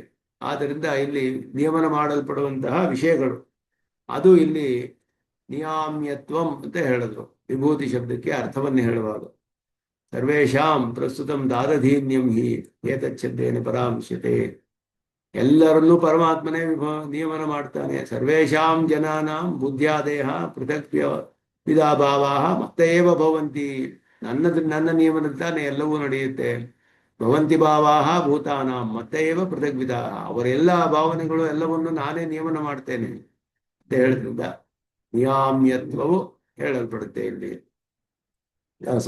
ಸಮನಂತರ ಶ್ಲೋಕೇನಾಪಿ ತಥಾ ನನ್ವಸ್ಯ ಶ್ಲೋಕಸ್ಯ ವ್ಯಾಖ್ಯಾನೆ ಪೂರ್ವ. ಇಲ್ಲಿ ಒಂದು ಆಶಂಕೆಯನ್ನು ಸ್ವಾಮಿ ದೇಶಿಕನ್ ಹೇಳ್ತಾರೆ. ಹಿಂದೆ ಒಂದು ವ್ಯಾಖ್ಯಾನ ಮಾಡಿದ್ದು, ಈ ವ್ಯಾಖ್ಯಾನ ಮಾಡಿದ್ದು, ಇದರಲ್ಲಿ ಹಿಂದೆ ಹೇಳಿದ್ದ ಅರ್ಥಕ್ಕೂ ಇಲ್ಲಕ್ಕೂ ಸ್ವಲ್ಪ ವ್ಯತ್ಯಾಸವಿರುವ ಹಾಗಿದೆಯಲ್ಲ ಅಂತ ಪ್ರಶ್ನೆ ಮಾಡಿ ವ್ಯತ್ಯಾಸವಿಲ್ಲ ಅಂತ ಹೇಳ್ತಾರೆ. ಹಿಂದೆ ಹೇಳಿದಾಗ ಸೌಶೀಲ್ಯ ವಾತ್ಸಲ್ಯ ಸೌಂದರ್ಯಾದಿ ಕಲ್ಯಾಣ ಗುಣ ಯೋಗಂ ಗುಣಗಣ ಯೋಗಂ ಇತಿ ಯುಕ್ತಂ. ಕಲ್ಯಾಣ ಗುಣಗಳ ಯೋಗವು ಅನ್ನೋದು ಹೇಳಲ್ಪಟ್ಟಿತ್ತು. ಸೌಂದರ್ಯ ವಾತ್ಸಲ್ಯ ಸೌಂದರ್ಯ ಮೊದಲಾದ. ಇಲ್ಲಾದರೂ ಯೋಗ ಶಬ್ದ ನಿರ್ದಿಷ್ಟಂ ಸೃಷ್ಟತ್ವಾದಿಕಂ ಮುಚ್ಯತೆ. ಇಲ್ಲಿ ಸೃಷ್ಟತ್ವ ಮೊದಲಾದ ಹೇಳಿದ್ರು, ಅಲ್ಲಿ ಕಲ್ಯಾಣ ಗುಣಗಳ ಯೋಗ ಅಂತ ಹಿಂದೆ ಹೇಳಿದ್ರು. ಕಲ್ಯಾಣ ಗುಣ ಯೋಗ ಅಂತ ಹೇಳಿ ಸೃಷ್ಟತ್ವಾದಿ ಅಂತ ಹೇಳಿದ್ಯಲ್ಲ ಅಂದ್ರೆ ಆದಿ ಶಬ್ದದಲ್ಲಿ ಕಲ್ಯಾಣ ಗುಣಗಳು ಸೇರಿದೆ ಅಂತ ಅರ್ಥ ಮಾಡ್ತಾರೆ. ಕಥಂ ಗಡತೆ ಅಂತ ಹೇಳಿದ್ರೆ ಉಭಯತ್ರ ಉಭಯಂ ಅಪಿ ಶಬ್ದೇನ ಸಂಗೃಹೀತ ಏಕಾರ್ಥತ್ವ. ಎಲ್ಲವೂ ಅಪಿ ಅಂತ ಹೇಳಲ್ಪಟ್ಟಿದೆ ಅಂತ ಸೃಷ್ಟತ್ವಾದಿಕಂ ಅಂತ ಹೇಳಿ. ಆದ್ರಿಂದ ಆದಿ ಶಬ್ದವು ಅಪಿ ಮೊದಲಾದ ಶಬ್ದಗಳು ಆದಿ ಶಬ್ದ ಆದಿ ಶಬ್ದೇನ ಉಭಯಮಪಿ ಆದಿ ಶಬ್ದೇನ. ಆದಿ ಅಂದ್ರೆ ಎಟ್ಸೆಟ್ರಾ, ಸೃಷ್ಟತ್ವಾದಿ ಅಂದ್ರೆ ಕ್ರಿಯೇಷನ್ ಎಟ್ಸೆಟ್ರಾ, ಸೃಷ್ಟಿ ಮೊದಲಾದ ವಿಷಯಗಳು. ಮೊದಲಾದದ್ದು ಅಂದ್ರೆ ಅದರಲ್ಲಿ ಕಲ್ಯಾಣ ಗುಣಗಳು ಸೇರಿದೆ. ಅಲ್ಲಿ ಕಲ್ಯಾಣ ಸೌಂದರ್ಯಾದಿ ಅಂತ ಹೇಳಿದ್ರೆ ಆದಿ ಶಬ್ದದಲ್ಲಿ ಸೃಷ್ಟತ್ವ ಅನ್ನೋದು ಅಲ್ಲಿ ಸೇರಿದೆ. ಇಲ್ಲಿ ಸೃಷ್ಟತ್ವ ಆದಿ ಅನ್ನೋದ್ರಲ್ಲಿ ಕಲ್ಯಾಣ ಗುಣಗಳು ಸೇರಿದೆ. ಆದ್ದರಿಂದ ಒಂದೇ ಅರ್ಥ ಎರಡಕ್ಕೂ. ಅತಯೇವ ಹಿ ಏತಾಂ ವಿಭೂತಿಂ ಯೋಗಂಚ ಇತ್ಯತ್ರ ಮಮ ಹೇಯ ಪ್ರತ್ಯನೀಕ ಕಲ್ಯಾಣ ಗುಣಗಳ ರೂಪಂ ಯೋಗಂಚ ಪ್ರಯೋಜಕೆಯನ್ನು ಸಂಗ್ರಹಿತ. ಇಲ್ಲಿ ವಿಭೂತಿಯನ್ನು ಯೋಗವನ್ನು ಎಲ್ಲವನ್ನು ಕೂಡ ಈ ಅರ್ಥದಲ್ಲಿ ಯಾವ ವಿರೋಧವೂ ಇಲ್ಲ ಅಂತ ತೋರಿಸ್ತಾರೆ. ಒಂದ್ ಕಡೆ ಕಲ್ಯಾಣ ಗುಣಗಳು ವಿಶೇಷವಾಗಿ ಸೌಶೀಲ್ಯ ಸೌಂದರ್ಯ ಮೊದಲಾದ ಹೇಳಲ್ಪಟ್ಟರು, ಇನ್ನೊಂದು ಕಡೆ ಸೃಷ್ಟತ್ವ ಮೊದಲಾದ ಹೇಳಲ್ಪಟ್ಟಿತ್ತಲ್ಲ ಯೋಗ ಶಬ್ದಕ್ಕೆ, ಅಲ್ಲಿ ಗುಣಗಳು ಹೇಳಲ್ಪಟ್ಟಿತ್ತು, ಇಲ್ಲಿ ಸೃಷ್ಟಿ ಸ್ಥಿತಿ ಮೊದಲಾದ ಹೇಳಲ್ಪಟ್ಟಿತ್ತು. ಇದು ಹೇಗೆ ಅಂದ್ರೆ ಆದಿ ಶಬ್ದದಿಂದ ಇಲ್ಲಿ ಇದು ಅಲ್ಲಿಗೂ ಸೇರಿಸ್ಕೊಳ್ಬೇಕು, ಅಲ್ಲಿ ಇದನ್ನ ಇಲ್ಲಿಗೂ ಸೇರಿಸ್ಕೊಳ್ಬೇಕು. ಆದ್ದರಿಂದ ವಿರೋಧವಿಲ್ಲ ಅಂತ ಹೇಳ್ತಾನೆ. ಏತಾಂ ವಿಭೂತಿಂ ಇತ್ಯಾದೇಹೇ ಪೂರ್ವಂ ನಿಯಮನ ಪರತ್ವೇನ ವ್ಯಾಖ್ಯಾನೇಪಿ ಅತ್ರ ತದುಪಾದಾನಂ ಸಮೃದ್ಧ್ಯಾದಿ ಅರ್ಥಾಂತರ ವಿದಾಸೇನ ಲೋಪಸರ್ಗ ಧಾತ್ವರ್ತವ್ಯನಿದಾತ್ಮ ಅಂತ ಹೇಳಿದ್ರು.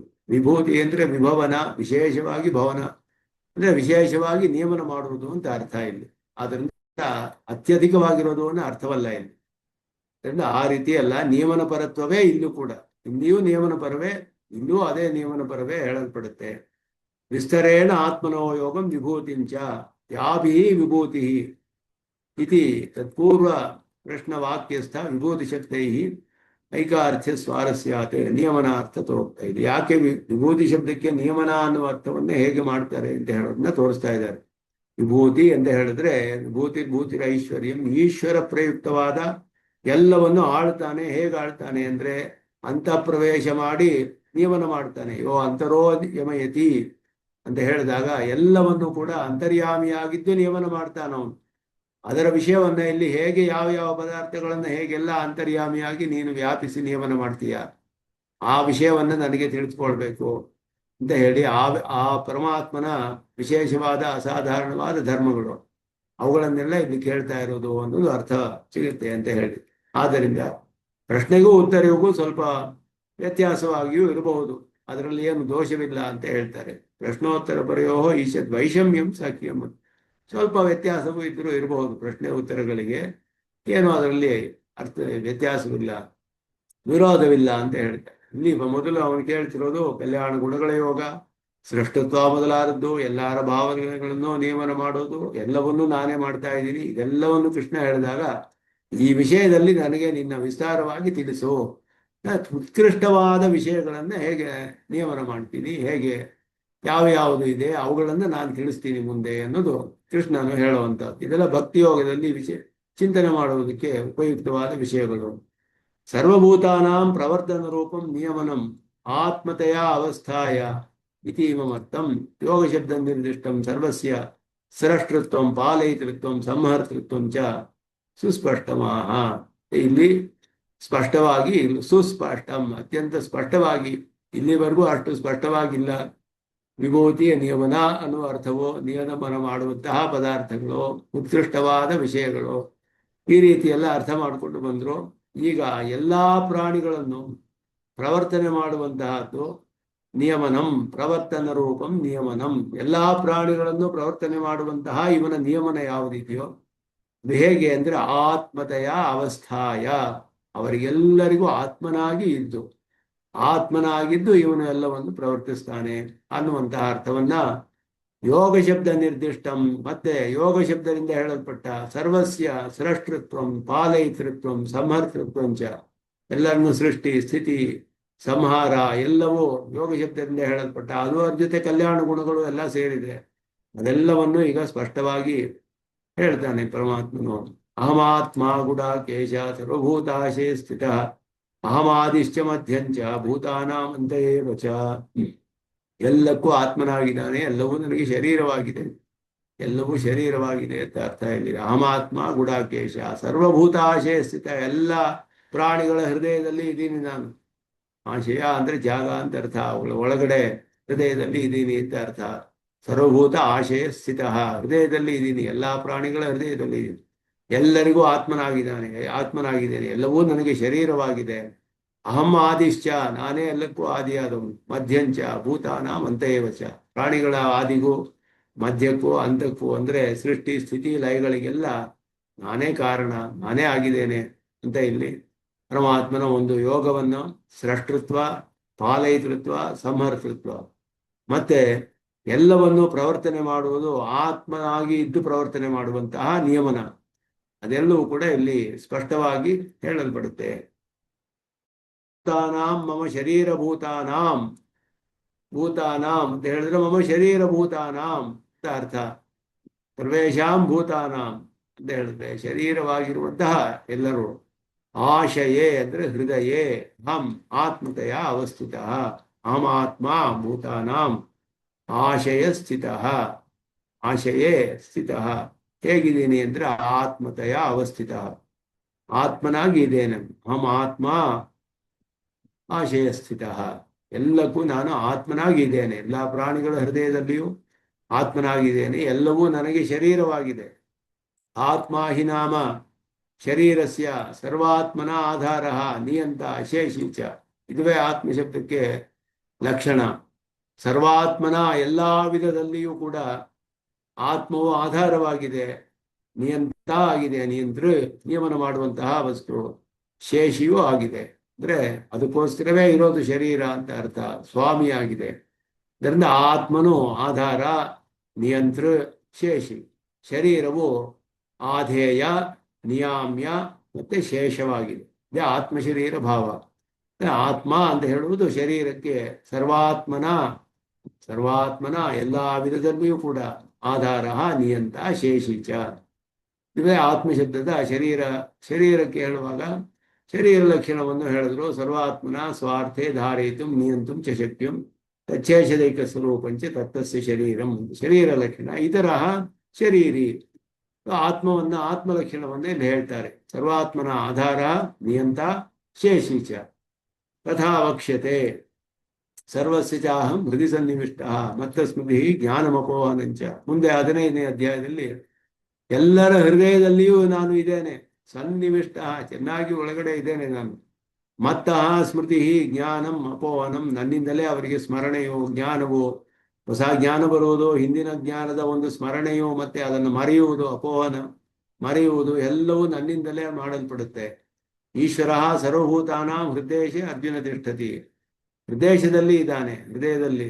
ರಾಮಯನ್ ಸರ್ವಭೂತಾನಿ ಯಂತ್ರಾರೂಢಾನಿ ಮಾಯ.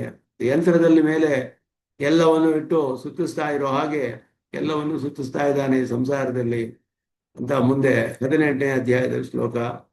ಎಲ್ಲವೂ ಕೂಡ ಇಲ್ಲಿಯೇ ಭಗವದ್ಗೀತೆಯ ಪ್ರಮಾಣಗಳು. ಶ್ರೂಯತೆ ಚ, ಶ್ರುತಿಯಲ್ಲಿಯೂ ಯಹ ಸರ್ವೇಷು ಭೂತೇಷು ತಿಷ್ಠನ್ ಸರ್ವೇಭ್ಯೋ ಭೂತೇಭ್ಯೋ ಅಂತರಃ ಯಂ ಸರ್ವಾಣಿ ಭೂತಾನಿ ನ ವಿದುಃ ಯಸ್ಯ ಸರ್ವಾಣಿ ಭೂತಾನಿ ಶರೀರಂ ಯಃ ಸರ್ವಾಣಿ ಭೂತಾನಿ ಅಂತರೋಯಮಯತಿ ಏಷತ ಆತ್ಮಾಂತರ್ಯಾಮ್ಯಮೃತಃ ಯಹ ಆತ್ಮನಿಧಿಷ್ಠನ್ನಾತ್ಮನೋ ಅಂತರೋಯಂ ಆತ್ಮಾನ ವೇದ ಯಸ್ಯ ಆತ್ಮ ಶರೀರಂ ಯಹ ಆತ್ಮಾನಂ ಅಂತರೋಯಮಯತಿ ಸತೇ ಆತ್ಮಾಂತರ್ಯಾಮಿ ಅಮೃತಃ ಇತಿ ಚ. ಎಲ್ಲ ಪ್ರಾಣಿಗಳನ್ನು ಹೇಳಿ, ಎಲ್ಲ ಅಚೇತನ ಪದಾರ್ಥಗಳೇನು, ಮತ್ತೆ ಆತ್ಮ ಜೀವಾತ್ಮನ್ನು ಹೇಳಿ, ಚೇತನಾಚೇತನಗಳನ್ನೆಲ್ಲ ಎಲ್ಲದರಲ್ಲಿಯೂ ಇದೆ ನಾನು. ಎಲ್ಲದಕ್ಕಿಂತಲೂ ಬೇರೆಯಾಗಿದ್ದೇನೆ. ಯಾವುದೂ ನನ್ನನ್ನು ತಿಳಿಯಲಿಲ್ಲ. ಎಲ್ಲವೂ ನನಗೆ ಶರೀರ. ಎಲ್ಲವನ್ನೂ ನಾನು ಒಳಗಡೆ ಇದ್ದು ನಿಯಮನ ಮಾಡ್ತೇನೆ. ಅಂತರೋ ಯಮಯತಿ. ಯಾರು ಹೀಗೆ ಮಾಡ್ತಾನೋ ಅವನೇ ನಿನಗೂ ಆತ್ಮ ಆಗಿದ್ದಾನೆ ಅಂತ ಹೇಳ್ತಾನೆ. ಅಂತರ್ಯಾಮಿ. ಎಲ್ಲದರಲ್ಲಿಯೂ ಇದ್ದರೂ ಅವುಗಳ ದೋಷ ಅವನಿಗೆ ಬರಲ್ಲ. ಅಮೃತಃ ಅನ್ನೋ ಶಬ್ದವು ಯಾವುದರ ದೋಷವೂ ಅವನಿಗೆ ಬರೋದಿಲ್ಲ. ಅದನ್ನೇ ನಾವು ಸ್ಥಾನತಃ ಪರಸ್ಯ ಉಭಯಲಿಂಗಂ ಸರ್ವತ್ರ ಹಿ ಅಂತ ಸೂತ್ರದಲ್ಲಿ ಹೇಳ್ತಾರೆ ಸೂತ್ರಕಾರರು. ಅಮೃತಃ ಅನ್ನುವ ಶಬ್ದಕ್ಕೆ ಪ್ರತಿಯೊಂದು ಪರ್ಯಾಯದಲ್ಲಿಯೂ ಅಮೃತಃ ಅನ್ನೋದು ಬರುತ್ತೆ. ಯಾವ ದೋಷವೂ ಅವನಿಗೆ ಬರೋದಿಲ್ಲ. ಸ್ಥಾನ ಪ್ರಯುಕ್ತವಾದ ದೋಷ. ಎಲ್ಲದರಲ್ಲಿಯೂ ಇದ್ದು ಎಲ್ಲವನ್ನು ಅಂತರ್ನಿಯಮನ ಮಾಡಿದ್ರು ದೋಷಗಳಿವೆ ಅವನಿಗೆ ಬರೋದಿಲ್ಲ. ಏವಂ ಸರ್ವಭೂತಾನಾಂ ಆತ್ಮತೆಯ ಅವಸ್ಥಿತಃ ಅಹಂ ತೇಷಾಂ ಆದಿಃ ಮಧ್ಯಂಚ ಅಂತಶ್ಚ ಉತ್ಪತ್ತಿ ಸ್ಥಿತಿ ಪ್ರಲಯ ಹೇತು. ಆದಿಯೂ ಮಧ್ಯವೂ ಅಂತವೂ ನಾನೇ ಆಗಿದ್ದೇನೆ ಅಂದರೆ ಸೃಷ್ಟಿಗೂ ಸ್ಥಿತಿಗೂ ಲಯಕ್ಕೂ ನಾನೇ ಕಾರಣನಾಗಿದ್ದೇನೆ ಅನ್ನೋದು ಅರ್ಥವನ್ನ ಇಲ್ಲಿ ಹೇಳ್ತಿದ್ದಾರೆ. ಹೇಗೆ ಎಲ್ಲದರ ಹೃದಯದಲ್ಲಿ ಇದ್ದು ಆತ್ಮನಾಗಿದ್ದು ನಾನು ಹೃದಯದಲ್ಲಿ ಎಲ್ಲರನ್ನೂ ನಿಯಮನ ಮಾಡ್ತೇನೆ. ನಾನು ಎಲ್ಲಾ ಪ್ರಾಣಿಗಳನ್ನು ನಿಯಮನ ಮಾಡ್ತೇನೆ. ಅವಾಗ ಸೃಷ್ಟಿ ಸ್ಥಿತಿ ಲಯಗಳಿಗೆಲ್ಲ ನಾನೇ ಕಾರಣನಾದವನು ಅನ್ನೋದು ಪ್ರಧಾನವಾಗಿ ಇಲ್ಲಿ ಸ್ಪಷ್ಟವಾಗಿ ಅವನ ಯೋಗವನ್ನು, ವಿಭೂತಿಯನ್ನು, ಎಲ್ಲವನ್ನೂ ಪ್ರವರ್ತನೆ ಮಾಡುವಂತಹ ಅವನ ಆತ್ಮನಾಗಿದ್ದು ಮಾಡುವ ನಿಯಮನ, ಮತ್ತೆ ಎಲ್ಲವನ್ನು ಎಲ್ಲ ಸೃಷ್ಟಿ ಸ್ಥಿತಿ ಲಯಗಳಿಗೆಲ್ಲ ಕಾರಣವಾಗಿರುವಂತಹ ಯೋಗ ಅಂತ ಹೇಳ್ಬೋದು. ಇದೆಲ್ಲವೂ ಕೂಡ ಸ್ಪಷ್ಟವಾಗಿ ಈ ಶ್ಲೋಕದಲ್ಲಿ ಅಹಮಾತ್ಮ ಗುಡಾಯಕೇಶ ಸರ್ವಭೂತಾಶಯ ಸ್ಥಿತಃ ಅಹಂ ಆದಿಶ್ಚ ಮಧ್ಯಂಚ ಭೂತಾನಾಂ ಅಂತಯೇವಚ ಇದರಲ್ಲಿ ಸ್ಪಷ್ಟವಾಗಿ ಪರಮಾತ್ಮನ ಹೇಳೋದು. ಇದನ್ನ ವ್ಯಾಖ್ಯಾನವನ್ನು ಮುಂದೆ ಅನುಸಂಧಾನ ಮಾಡೋಣ ಅಂತ ಹೇಳಿ ವಿಸ್ತಾರದಂತೂ ಸಲ್ಲಿಸ್ತೇವೆ. ಯೋ ನಿತ್ಯ ಮತ್ಸುಲಪದಾಂಬುಜೈರ್ಮರುಕ್ಮ್ಯಾಮೋತಃ ತಜ್ರಾಣಿ ಪುನಃ ಇಮೇನೆ ಅಸ್ಮದ್ಗುರೋರ್ಭಗವತೋಸ್ಯ ಸಿಂಧೋ ರಾಮಾನುಜಸ್ಯ ಚರಣಂ ಪ್ರಪದ್ಯೆ ಕೃತಾರ್ಪಿತ ಸಿಂಹಾಯ ಕಲ್ಯಾಣ ಗುಣಶಾಲಿನಿ ಶ್ರೀಮತೆ ವೆಂಕಟೇಶ ವೇದಾಂತ ಗುರವೇ ನಮಃ. ಶ್ರೀಮತೆ